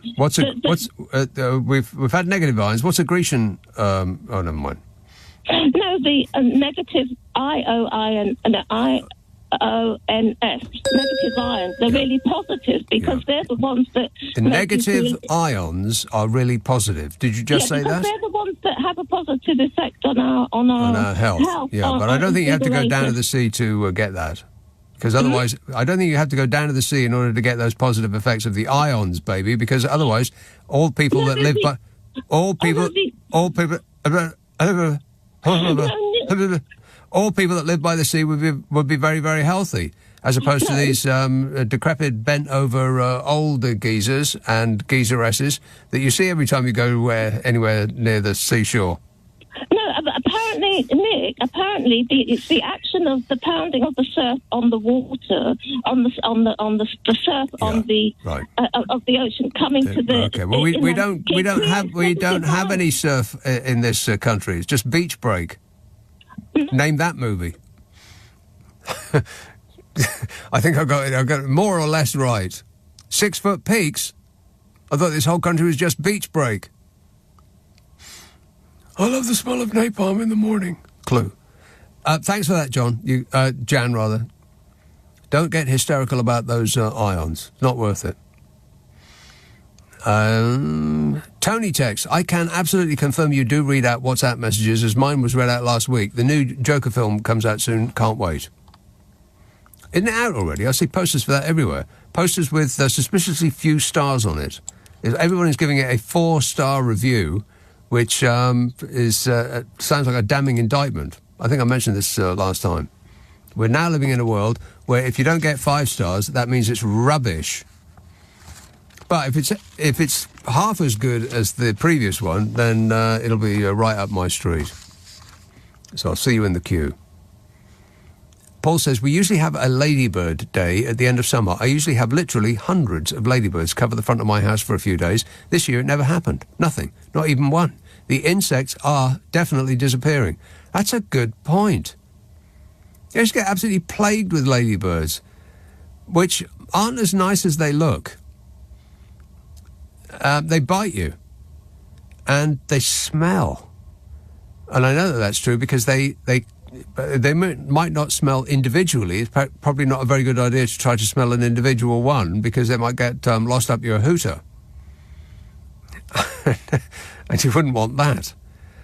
But what they do is they climb into the gap between the window and the frame and spend the winter there. And they're all sort of huddled together. It's disgusting. And before I was plagued by these things, I had a completely different idea about a ladybird. Because they look quite nice, don't they? But they actually aren't. And they cling onto the front of your house in the winter when the sun's on it. And, by which method they survive for a while before they hibernate. Does it sound like I know what I'm talking about? I'll assume that the answer is no. But I have great experience of ladybirds. They're a blooming nuisance. Fletcher texts, surprise, trees are not a solution. Hang on. 1 moment, please. I have to take a sip of water. Fletcher says, surprise, trees are not a solution. They only store CO2 as long as... Hang on a minute. When is this thing, whatever it is, going to go? Like months I've been coughing and all night long. All night long.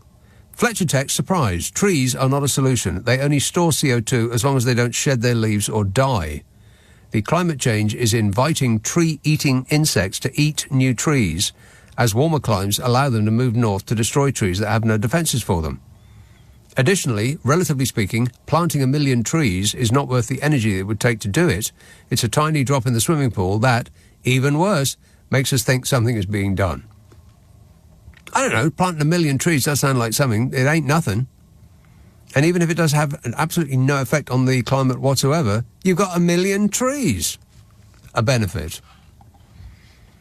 Just don't plant 1 million trees all the same, because, you know, that is not going to solve any problem. Mix them up. Different ones. Lara says, lots of love for the America's Cup, you ignorant fool. Look at what GB team versus footballers earn, and now tell me which is the rich man's sport. Yachting is the rich man's sport. What are you on about, Laura? You can't do a yachting trip without a yacht, whereas any old no one can play football. America's Cup. Do me a favour. Go to the hospitality room next to where they launch off. Where is it? It used to be Valencia. There was a big deal in Valencia when I was there. The America's Cup. It was everywhere. And just try to get into their hospitality area with £1 million in your bank and see how far you get there, Laura. Paul says, oh no, I read that one. That's about the ladybird thing. What else? James says, have you mentioned that Jimmy Carter made it to 100 yet? It's worth a shout-out. Yeah, you have to be very, very loud. It's a bit Mutt and Jeff. Yeah, happy birthday, Jimmy Carter. One of the good ones. One of the very, very few good ones in recent memory. Oh, shut up! There's a man who couldn't build a house with his own hands. 0345 6060 973. Friday, Saturday, Sunday night at 10. Nick Abbot, LBC.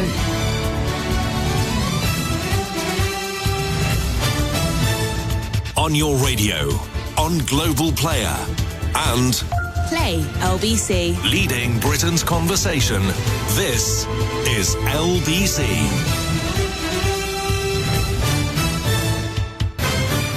This is LBC from Global, leading Britain's conversation with Nick Abbot. I'm not a big fan of his brain. This guy is sick. There's something wrong with this guy. Thanks, Donny. You're the best. You're the best, worst person in the world ever. With maybe 4 exceptions. 0345 6060 973. Text 84850. Email nicka@lbc.co.uk. If you are on WhatsApp, it's the same number as the phone. 0345 6060 973. Bodmin, Malcolm. Oh, good evening, Nick. How are you? Great, mate. Well, Donald Trump. Yes. He's doing a gig in the town, village, or whatever it is, where he was shot at. Yeah. And there had a bit of an incident earlier. Someone was taken ill in the audience, so it was quite a long pause. And then who rocks up on the stage but Elon Musk? Right, weird and weirder. Mm-hmm. Yes. Now, Musk, he's going to get some flack over his short appearance, I tell you.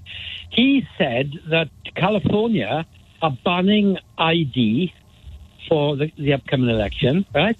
So he's telling people that if you live in California, your election is going to be really weird because you don't even have to have ID. Anybody can just rock up and vote. So there's a bit of bad nonsense there. He's telling people that Kamala and her vice are going to take away their guns. That again. I mean, every single time a Republican stands up and talks about the Democrats, that's the first thing they say. They're going to take our guns. Yeah, and your freedom of speech is going to go and to come out. And this is all Elon Musk. Trump is just standing back with a grin from one side of his face to the other. But so that's Elon Musk on stage, and it was... I'd have a look at it, mate, very quickly, because you might get a bit of material on that between here and midnight. Well, I can't really do a weird. show and watch TV at the same time. I just can't. Okay. I mean, if Okay, my then, eyes were looking in two different directions, I might have a chance, but unfortunately not. But the sound will be available now from Musk that you could download off the internet. I'm almost sure. But then the other thing Are is, you kidding me? I'm barely capable of doing just a show on its own. You want me to listen to material while I'm presenting? I can't do it. Okay. Hey, 2 callers on tonight from Glasgow. And my girl's up there. She's coming down next weekend for the weekend, and then she's back up down through Christmas and beyond probably. Mm-hmm. But so the other thing is, you got to think about insects and all, haven't you? What do you mean? Well, you ladybirds that you were just speaking about, and you say you've spoken for the last year or two about the diminishing numbers of insects. Oh, right. Hitting car windscreens. Now, you see, that's the way you said it. I have a thing about insects. I mean... Yeah, you have an interest in it. Oh, an interest. Right, okay. Yeah. Anyway. Well, everybody should have an interest in insects. Without insects, we all die. Yes. Well, listen to this. The other night, no more than about 3 nights ago, Nick, I said to my wife, hey, wife, have you noticed? And she said, yes, husband. Go on. I said, have you noticed this year? I said, because it only struck me the other night because one flew around my head. But the absolute dearth of flies here in Cornwall. Now, there's only the week before last. Yes, we spoke about a very isolated place a very isolated incident in a place in Wales, right, where there was an infestation of flies. Right? I remember that. Yeah. So, honestly, Nick, I kid you not, my friend. All this summer, we have had literally no flies at all. And one telling point is, about 18 months, 2 years ago, my wife bought one of these special lights and fly electrocuting machines. Oh, yeah. So it's got a blue light, which attracts the flies. Yeah. The flies look when all of a sudden you hear an almighty crack. It scares the life. Yeah. It scares the life out of me, I can tell you. But it hasn't gone off once this year, Nick, as far as I can tell. Wow. But it really isn't. Now, it may be because of the weather that we've had no flies, but it may also be that last year we bought a new wheelie bin. And we used to have 2 or 3 of the old-fashioned bins. Yeah. But we bought a big wheelie bin. That we sold at the mall. No, that's so, okay. And they all had a small hole in the lid, Nick, for the flies to get in and out. So I'm wondering whether there really has been, maybe your audience can inform you. Have any other areas noticed a big diminishment? A diminishment. Yes. Of flies. Well, now you come to mention it, I have noticed that myself. I hadn't noticed that I'd noticed it, but now you're talking about it, I thought, that's right. Where have all the flies gone? I mean, I'm not particularly missing them, but I know that their actions are propping up the human race. Yeah. Well, it's and normally you're aware of it because they're flying around you, they're annoying you. You see them on the net curtains trying to get in or out or whatever it is. Well, what annoys me is that they fly in 2s and 3s and then circle lazily underneath the light fitting, as though they're attracted to the electricity or something. And I always wondered why do they do that? Why do they always circle under the light fitting? Is it because... wait a minute. Is it because the light fitting in the ceiling is usually in the centre of the room and they want to give themselves the maximum amount of escape routes so they don't go to the walls, they just circle lazily around the middle of the room? Well, I'm not particularly aware of flies around lights. I know moths are, but it may be that because you've got maybe old-fashioned incandescent bulbs... Yeah, no, I'm not talking... No, wait a minute. I'm not talking about the lights being on. I never turn the ceiling light on. It's just that the flies, the house flies, they seem to be attracted to where it is for some reason. It may be a place of safety, Nick. It's up high, and there's some protection from, I don't know, you. Well, they should be worried about me, because I will, on site, I will start approaching with my death bat. Yeah. But I haven't seen any. That's, yes. Because normally you open the window in the middle of summer and they just come pouring in, like, regardless. But no, that hasn't happened this year. Oh, dear. Well, we lived in a property some years ago, and I think it was a feature of the estate. And in all my years, and by then I must have been 40-odd, 60-odd now, and you'd open up a window, any window, and the casement edges, there's actually a void inside that you don't see all the way around. And all of a sudden, you'd open the window, and like tens of flies would fly in. But I think that was a feature. A feature? Of the area we were in, yeah. Was it in the catalogue? No, not a feature. As in an attraction, but it was an aspect then of where we lived. Yeah. Yeah, anyway. Well, somebody should definitely look into that very strongly. Thanks a lot, Malcolm. Yeah, where are the flies gone? That's a good point. I haven't seen it. Well, touch wood. Is there any wood in here? Oh, yes. Weirdly, there is actually some wood in here. Can you guess what it is? It's for placing your mug of coffee on. Yes, that's right. I've got what looks like most of a tree here that's been sliced into a cube. And that's where I put my coffee on, because you can't put your coffee on any part of this expensive equipment. Oh, we've got equipment here that must cost hundreds.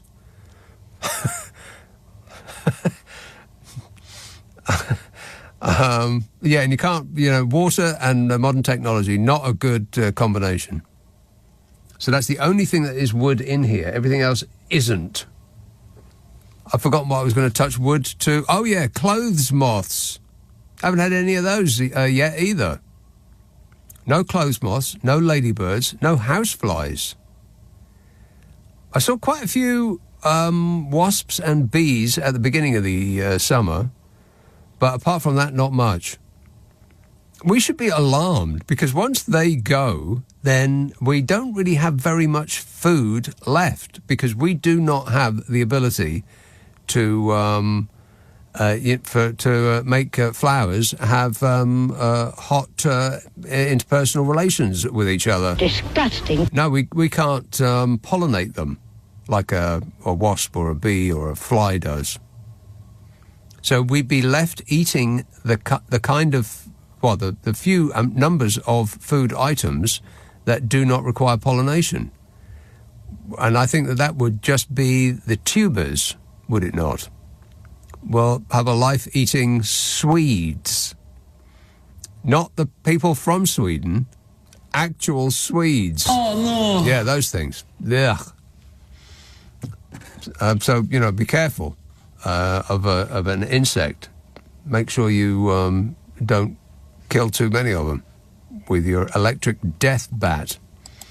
Guildford, hello, Norma. Hello, how are you? Good, thanks.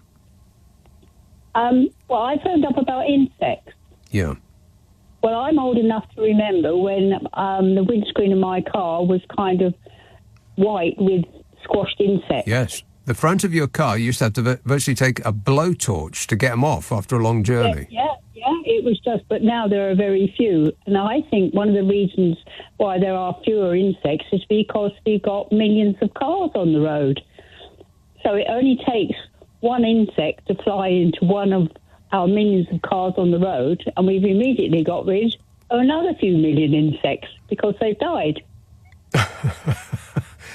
Yeah, but we used to have cars in the 1970s when you're... Yeah, I know, but not quite as many, did we? I mean, I live near a main road, and it brought it home to me the other day when I was walking up there, and a butterfly was actually blown onto the path, and it just laid fluttering there, and it did die. Oh. And that was caused by cars.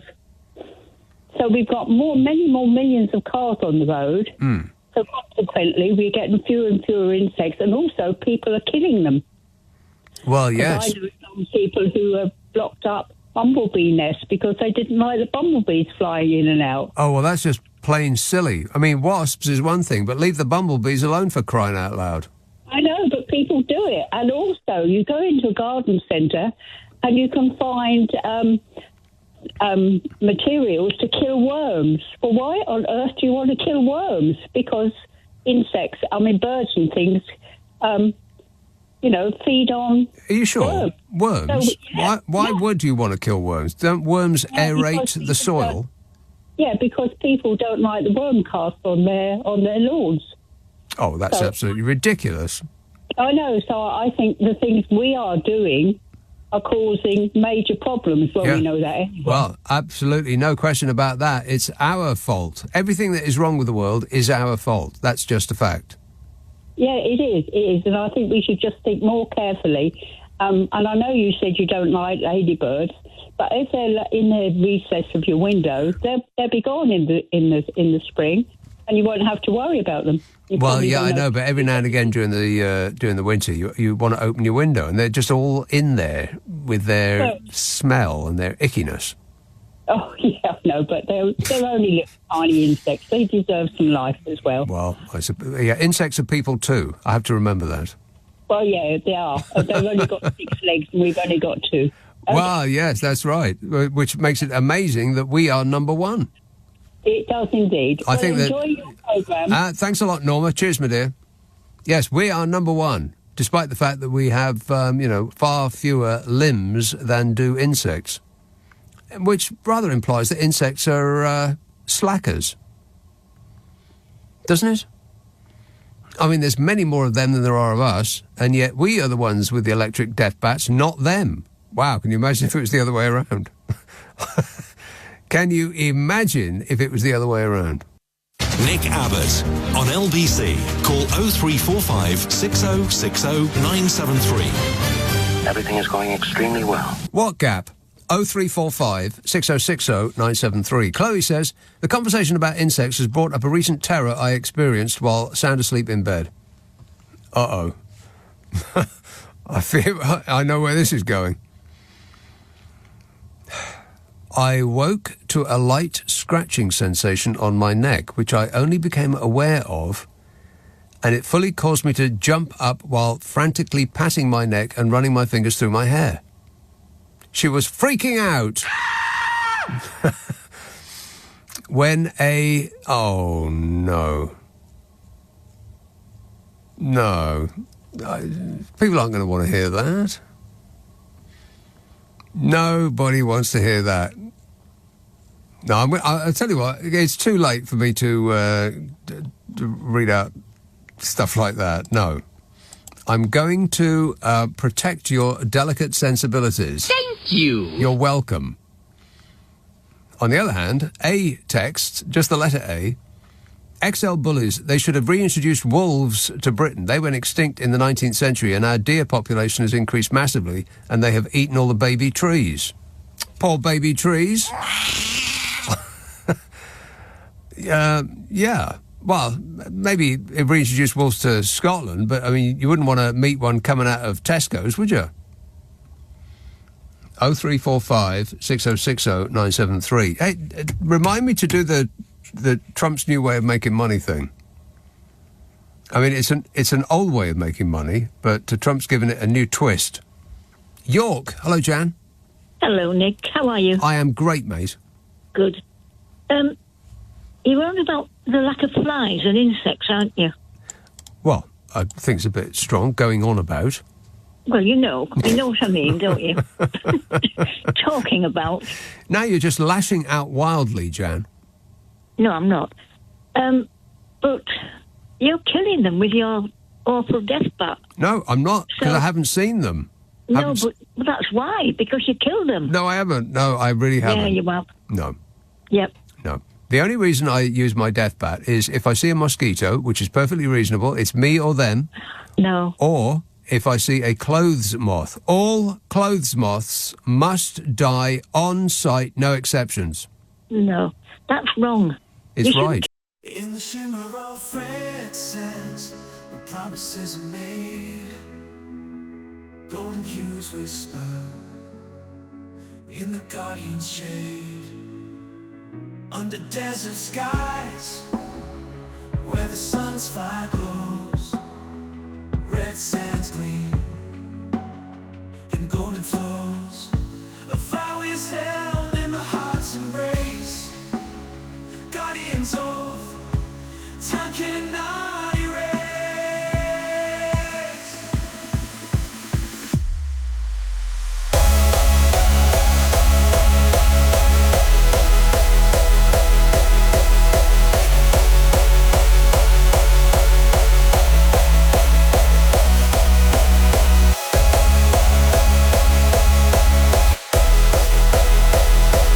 Oh, dear, I don't know.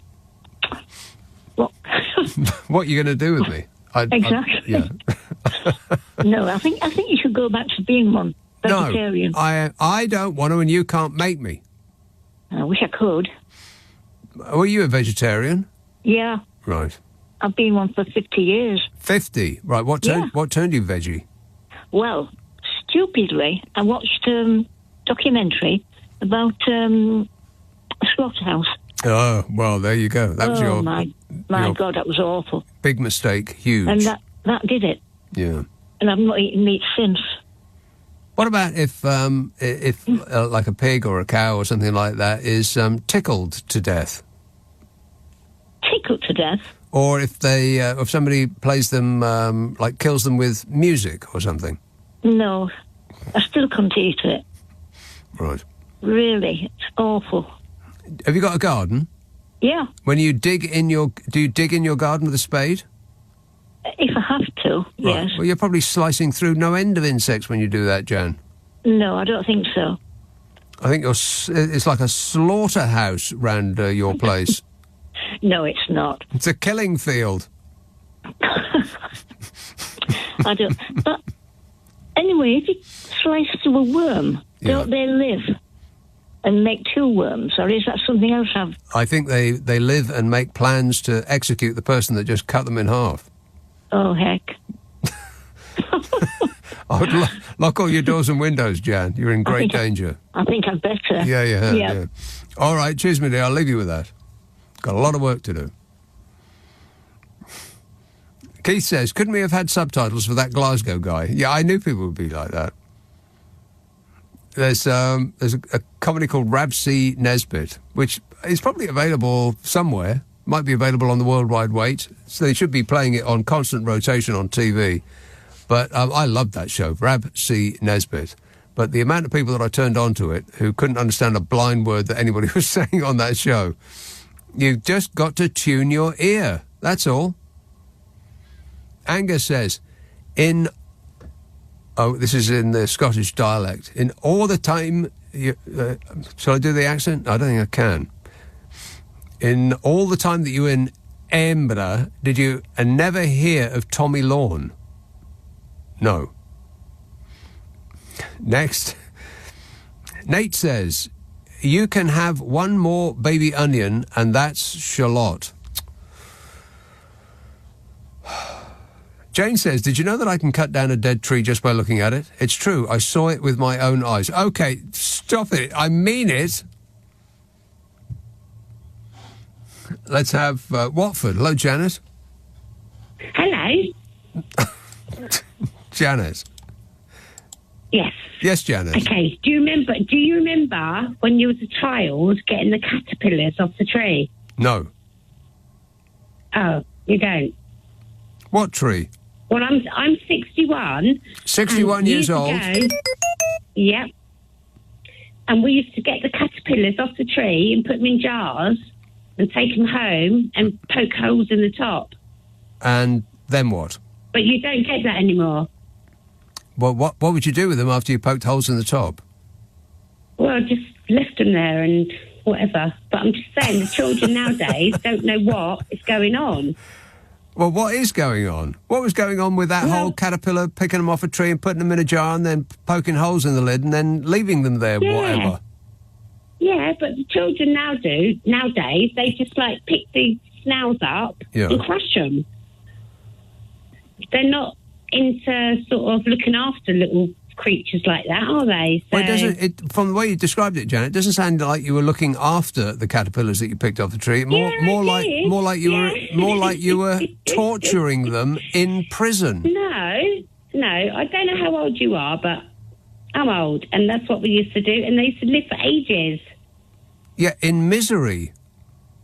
No, stop it now. You're making me out to be a really horrible person. Well, it sounds like you're a very horrible person. But there was a caterpillar minding its own affairs on a tree, having a nice time. What I'm saying and is, along comes you don't get caterpillars anymore. Along comes a monster and takes... Well, the reason you don't get caterpillars anymore is because you killed them all.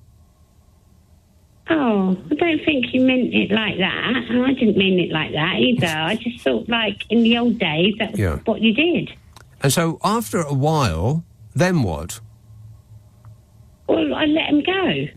But I think you just made that up, though, didn't you? No. You let them go? Yeah. After let they them go in the garden. After they served with my tortoise. After they served their time?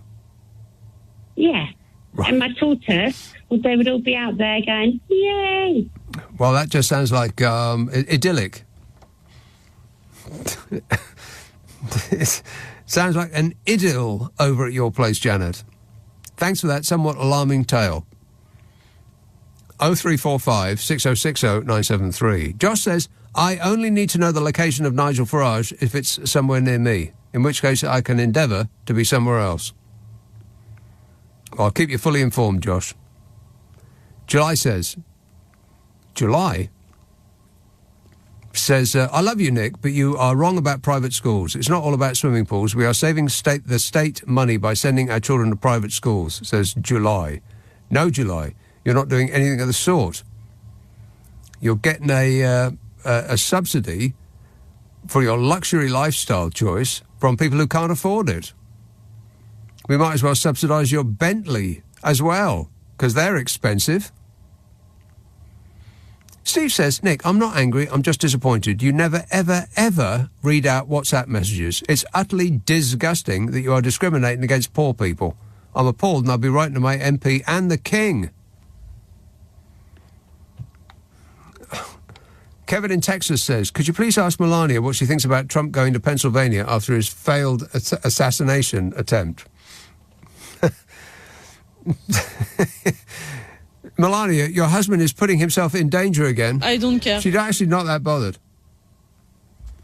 I love these foaming right-wing American politicians who are forever talking about, we can't let the radical left communist Marxists in because they're going to take our guns. And they say it behind a 6-foot bulletproof screen. Which, of course, the children who go to school, who have to do shooter, what do you call it? Shooter trials, not trials, but practice. OK, kids, now we're not going to do geography today. We're going to pretend that someone is stalking the halls with a military assault weapon. What are we going to do now?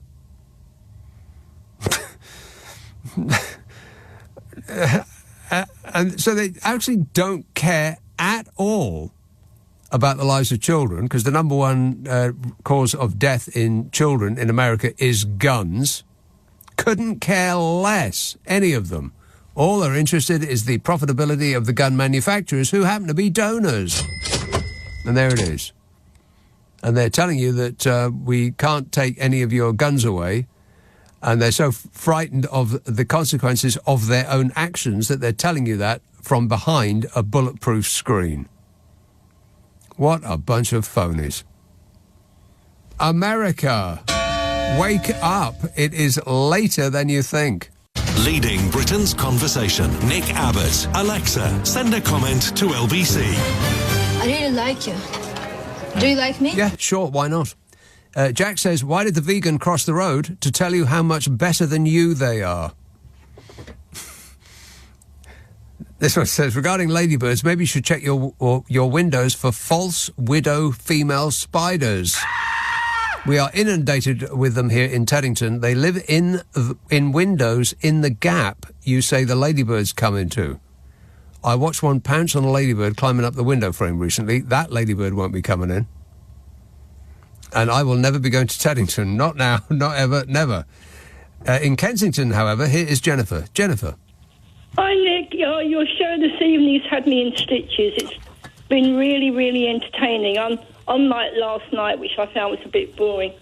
Anyway, where I live in Kensington... Thanks, but no thanks. Go ahead. It's actually in Earl's Court. I live opposite a garden square, quite a big one. And we've got a lot of insects here. We've still got honeybees, we've got small baby wasps, and we've got fruit flies, unfortunately, and we've got the odd little butterfly, usually a white one or a blue one, and we've got quite a few small house flies. But they get zapped with my electric tennis racket. Electric tennis racket, yeah. I tell you what, fruit flies, those are the tiny, tiny little ones that you can't swipe away, right? Oh, they really get on my nerves. Yeah, they're very annoying. There's been a lot of those this year and not much else. Yeah, a lot.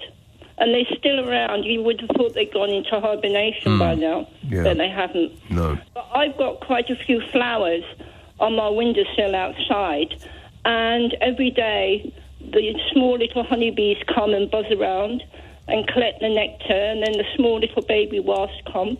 Now, I actually don't like wasps, but we do need them because they do pollinate. Correct. This year, I've had abundance of black and yellow bumblebees coming around my flowers and plants. So they're still around. Yeah. Okay. So it just depends where you are. I mean, if everybody who had an outside windowsill was to actually plant some flowers, like lavender and other flowers which attract bees and wasps. And give them something to eat. It would give them something to eat, and then they would go and pollinate, and that would actually multiply the insects. Yeah, thereby saving the human race. But too many people throw rubbish in their front and back gardens, and they don't bother to plant anything. Are you talking about your own personal neighbours? Yeah, I mean, I actually live in a short road with only 8 houses, and everybody who lives on the ground floor has got a good, fair-sized garden. Okay. And most of them have just, concreted it over. Right. Which I think is really sad. Yeah, it's very sad, yeah. Okay, well, I appreciate that, Jennifer. I like the second part of that call, but the first part I found quite boring. Cheers, my dear. 0345 6060 973. Carrie says, I recently started growing fruit trees from a fruit bought at the supermarket. I've given away a few apple saplings so far, just waiting for the pear, the cherry, the peach, the orange, the lemon and the plums to get big enough to wild, plant or gift. It's not much, but it's a small start and not difficult for people to do. I might start gifting people trees for their birthday, giving them the gift of life, so to speak. Well, that sounds a delight, Kerry. That's a heck of a thing, isn't it? Got apples, pears, cherries, peaches, oranges, lemons and plums. Blimey. You could open your own Tesco's. Jack says, seeing everybody in America is allowed to have a gun, why are they all such bad shots? Because they think it's going to go like Arnold Schwarzenegger. And, like Bruce Willis, like there'll be an action hero out of the movies. And they'll be able to run and shoot precisely as they're doing it, and their blood pressure won't go up and their heart rate won't skyrocket or any of those things that really will happen in a situation like that, where they have to defend themselves with the guns that they've been cuddling for their whole lives, just waiting for that opportunity where they can loosen them off. And it never works out like that. I mean, even the police hardly ever hit anything they shoot at. Kevin says, take my guns, I don't need them anymore, said Bob Dylan. Cameron says, city trees are the answer. City trees are the answer to a lot of things, including the heat that we missed out on this summer, but they keep telling us we're going to get eventually. Eventually. Let's see now. Port Rush. Ian. Hello. Ian. Hello. Hello. Yeah, your radio gets all the way to Port Rush. How good is that? Where's Port Rush? It's right on the north of Northern Ireland. Ah, it sounds a delight. It's beautiful. It's normally sunny here, actually. We didn't have a particularly good summer, which may be a reason for flies going down. But I think I've got a better reason for it. You were right when you said we had cars in the 70s, but what's changed? We've got electric cars, and the flies don't hear them coming. You know, the moment that he said that it's usually sunny here, I should have just slammed the phone down, because I know that ain't true. Thanks a lot, mate. 0345 6060 973. Jerry says, only today I had a huge blue bottle flying annoyingly around my kitchen, and I killed it with a rolled-up newspaper, forcing it into the electric insect killer, which promptly defibrillated it, bringing it back to life. Sure. OK, I believe you. Susan says, I just wanted to ask you something. Where and when did you see AC/DC? Just curious, says Susan. I saw AC/DC on their first tour of this country, which was called the Sounds Lock Up Your Daughters tour, in a tiny venue, because nobody had really heard of them before they came here for the very first time. And that was in Edinburgh. I'm pretty sure it was part of the Fringe, maybe. Maybe not. And it was, I think they had to abandon it halfway through because people in the audience decided, for whatever reason, to start throwing the chairs that they were sitting on around. But the chairs were bolted to the floor, so it took quite some effort on their part. Quite industrious, really, but kind of ruined the gig. Never mind. But more recently, I've seen AC/DC on that video that I keep telling people to watch. It's AC/DC live at River Plate in Argentina, which is an astonishing thing and is available on YouTube. Let's see now. Where are we going now? Bedford. Hello, Simon. Yeah, hi, Nick. You're right. AC/DC's worst album was Fly on the Wall, wasn't it? I don't know. Yeah, that was you know one of the lows of their career, shall we say? You know, of a very good career. Yeah. Regarding insects, I've got this crazy notion that what we're doing is people who vape are killing flies because nicotine's an insecticide, and I think that's why we don't find them indoors. In any house you go to where somebody's vaping, they don't have any insects at all. They don't have any evidence of insects at all. Well, I haven't. So I think what we're doing is, yeah. I haven't checked that out, but wouldn't that also be the case, but doubly so, for cigarettes?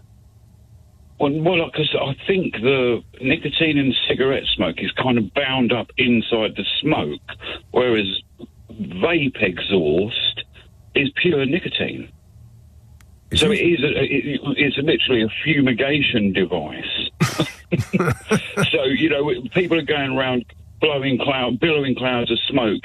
You know, it's particularly in cities. You know, I live in the leafy suburbs, so we do have a few insects left. You know, I ushered a couple out this evening. Right. But I think that's what's happening. If you go to anywhere where people vape, and you know, like some pubs allow people to smoke or what have you in their gardens, and you never see any insects in the garden because there's always these clouds of noxious vapour clouding around the place, and I'm pretty sure that's what's doing the insects in. Well, I'm going to have to keep my eyes open next time I'm in a built-up area where people are vaping, and I certainly will check it out. Yeah. Good observation there, Simon. Thanks for that. Appreciate it. 0345 6060 973. This anonymous text says, could it be that with modern cars, with modern aerodynamics, that the insects whiz over the windscreens and don't die on the screens like in the 1970s flat box-like car screens? Discuss. Yeah, I had thought about that, and I don't really buy that, because there's lots of things that are built like bricks as far as the aerodynamics of the vehicle are concerned, like vans, for instance. Or Range Rovers, for example. And none of those have got any insects on them either. So that can't be it. Oh, good news. A little while ago, somebody was asking for some good news. And Mike has texted some good news. The rash has gone finally. Well, that's great, Mike. We're very glad to hear that. Jack says, my 8-year-old daughter collects spiders and releases them in her room. Wow. Really? He says, Indiana Jones would feel at home in there. And no one else. That's alarming. My hair is I'm itching all over just thinking about it. Paul says, you're right about the moths. We need to build an electric wall. Going to build a big, beautiful wall. I was going to tell you about Donald Trump, wasn't I? Remind me. He says, by the way, Rab C. Nesbitt is currently being repeated on one of those funny Freeview channels. Now that we're closer to World War III, can we just get the winter the winter fuel allowance back? Yeah, it'll only be a couple of weeks at this rate. Nick Abbott on LBC. Call 0345 6060 973. Come on, we're running late. We are running late. Nick says, how do you know if somebody is a vegan? The vegan jokes again. No. Chris says, BBC Two show, the US version of I Got News for You. It had a clip of Donald Trump saying that he loved the word terror. It's a beautiful word. Blimey. Did he? Well, I'm not entirely surprised. No. I didn't know they had a US version of I Got News for You. Monica says, I loved Rab C. Nesbitt, and so did my late husband, who was a Serb from Belgrade. He had no problem understanding Rab, or Rab, which goes to show that the Glaswegian twang is truly international. Now, I'm not sure about that, because people just south of the border can't understand a blind word they're saying, unless their ears are tuned. Now then, let's see. Brighton. Hello, John. Hello, Nick. Yeah, I know you're talking about insects, and I heard you mention fruit flies. Yeah. And I'll give you a fantastic technique to catch the fruit flies. Go on. I don't know if you... Because sometimes I've been plagued by fruit flies, and yeah, it gets really annoying trying to catch them and all this sort of thing. But if you get a clear plastic bag, the sort of size of a cereal packet, that sort of thing... Fit it snugly over your head. Yes. No, you just put a bit of, banana skin or something like that, or some old peelings in there. You know, preferably fruit, something from a fruit like banana skin. Just leave it, in your kitchen or wherever they're sort of flying around, or just a good place. Well, they'll get there in the end anyway. But and leave it for like a few hours or overnight, and a lot of them will be inside it, and you just pick up the bag and you can squash them in it. You can see them in there. God. And this just took a horrific turn. So I got a big bag of squashed flies. Yeah, well, they don't look that much, because obviously even a good number, they don't come to much. No, but anyway, it's a good way to catch them. It's definitely not a good way to catch them, and I don't recommend that to anybody. But thanks a lot, John. We appreciate your concern. Please take it elsewhere. That was awful. I apologise. But all you need is one bag and some fruit peelings on the inside, and then when you come down the next morning, you snatch that bag closed real quick and then go about it with a hammer. That's all he's saying. And, of course, if you've got mice, then the same thing applies. Lee texts, I only just tuned into your show this evening. What's the root of all these tree jokes? 0345 6060 973. Luton. Hello, Adam. Hi, how's it going? Good, thanks. Good. So I just wanted to quickly share a thought that came into my head when you were talking about goons and America. I was just wondering, so given how much they hate socialism, but they want to buy up shares in our NHS and stuff like that, I was wondering, would it be really cynical if, and maybe an idea for Rachel Reeves, would it be unethical if we invested in their guns and used that money, because obviously it's going to be, they hold it as dear as we hold the NHS, invested in their guns and used that money to invest in our infrastructure and our NHS. Well, guns You know is how in a very real sense, guns is an exploding business, particularly when left-wingers go into the White House. The amount of guns that are sold when America elects a Democrat go through the roof. Well, I saw some, like, beer-bellied, tanked-up MAGA people, and they were popping to a coffee shop, and they were open armed. They were carrying arms openly. It looked like and they were. I think they were doing like a drill. It looked it looked like they were invading a small country. Yeah, instead of getting coffee.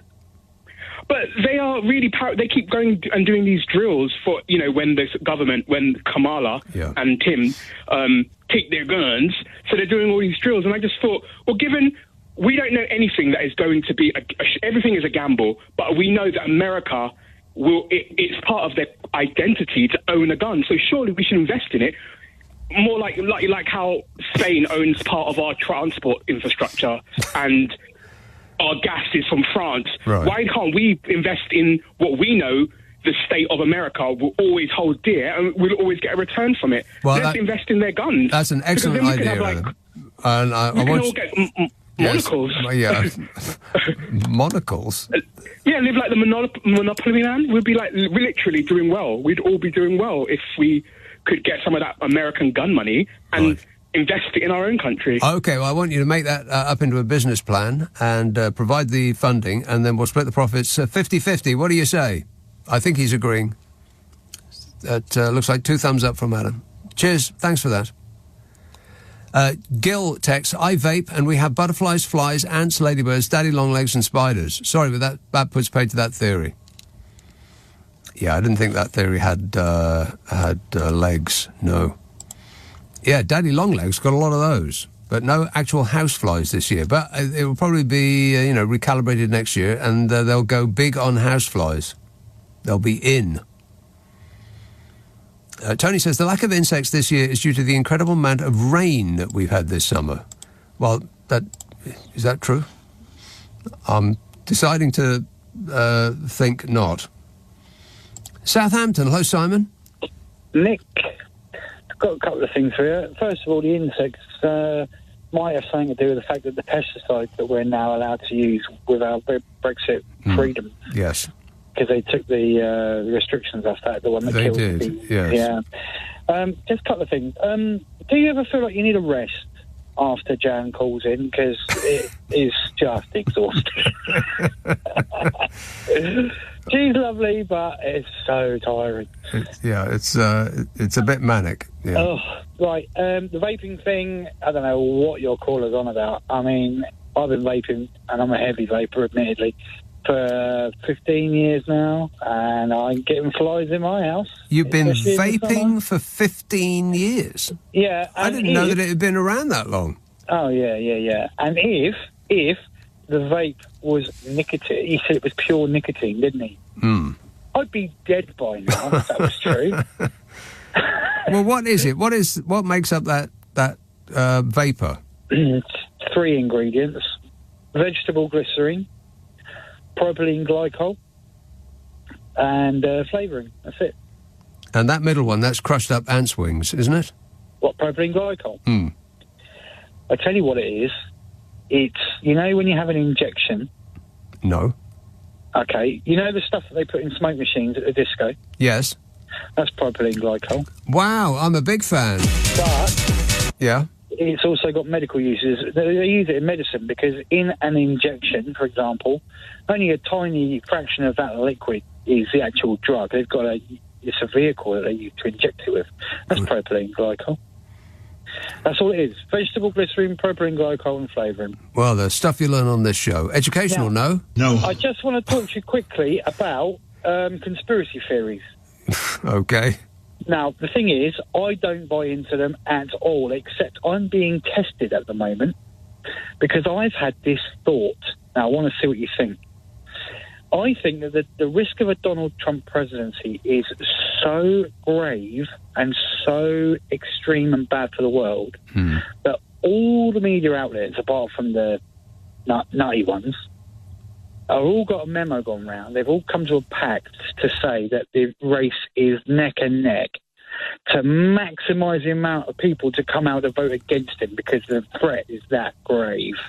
Well, I would buy... Yes, I understand what you're saying, and I would buy that if it weren't for the fact that half of America thinks the exact opposite and that they need to go out because the threat of the left woke communist Marxists of Kamala Harris and Tim Walz, they're going to take our guns and they're going to destroy America. So it applies to both sides. But yeah, I get what you're saying. I think it's like J.D. Vance just came out recently and said, it's the professors are the problem. It's the people at the university. They're lefty and they're woke, and something like 95% of professors at university vote Democrat, which is not the gotcha I think he imagined it would be. What that means is that 95% of the people who are professors at university are smart. Are intelligent, yeah. The only saving grace, the only thing that gives me a little bit of comfort is that if it all does go the wrong way, his fans are going to get a whopping dose of reality. I don't think they will. I think that reality has left the building, and what they will get is more of what we've got at the moment on steroids, that the deep state has stolen the election from the man that was sent from God to save us. But, Nick, the thing is they all keep going on about the economy, and what they're forgetting is that Trump sprinkled them all with money because of the pandemic. They all think that's going to happen again. Yeah. That's what they're thinking about. And nobody's actually stopping to say to these people, hold on a minute, it's called furlough, the whole world did it, you ain't having it again. Idiots, absolute morons. Yeah, we're surrounded by them. Yeah, I know. All right, okay, keep your chin up, Simon. Thanks a lot. So I didn't have time to tell you about Donald Trump's new grift, but you'll probably read about it in a newspaper shortly. Let's see if I've just got time to wipe up a couple of these. Mark texts, do you know why the French eat snails? You know what? I'm not going to do any more jokes. I might do the setup, but not the actual punchline, because that'll annoy these people the most. Jim says, spiders used to be caught and dropped out of windows in my house, but several years ago I woke up with an itch on my calf. No.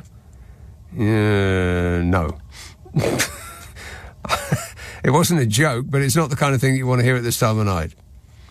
And Ruth texts, fruit flies come into the house hidden in bananas where they are joined in a bunch. If you wash the bananas, then you don't have so much of a problem.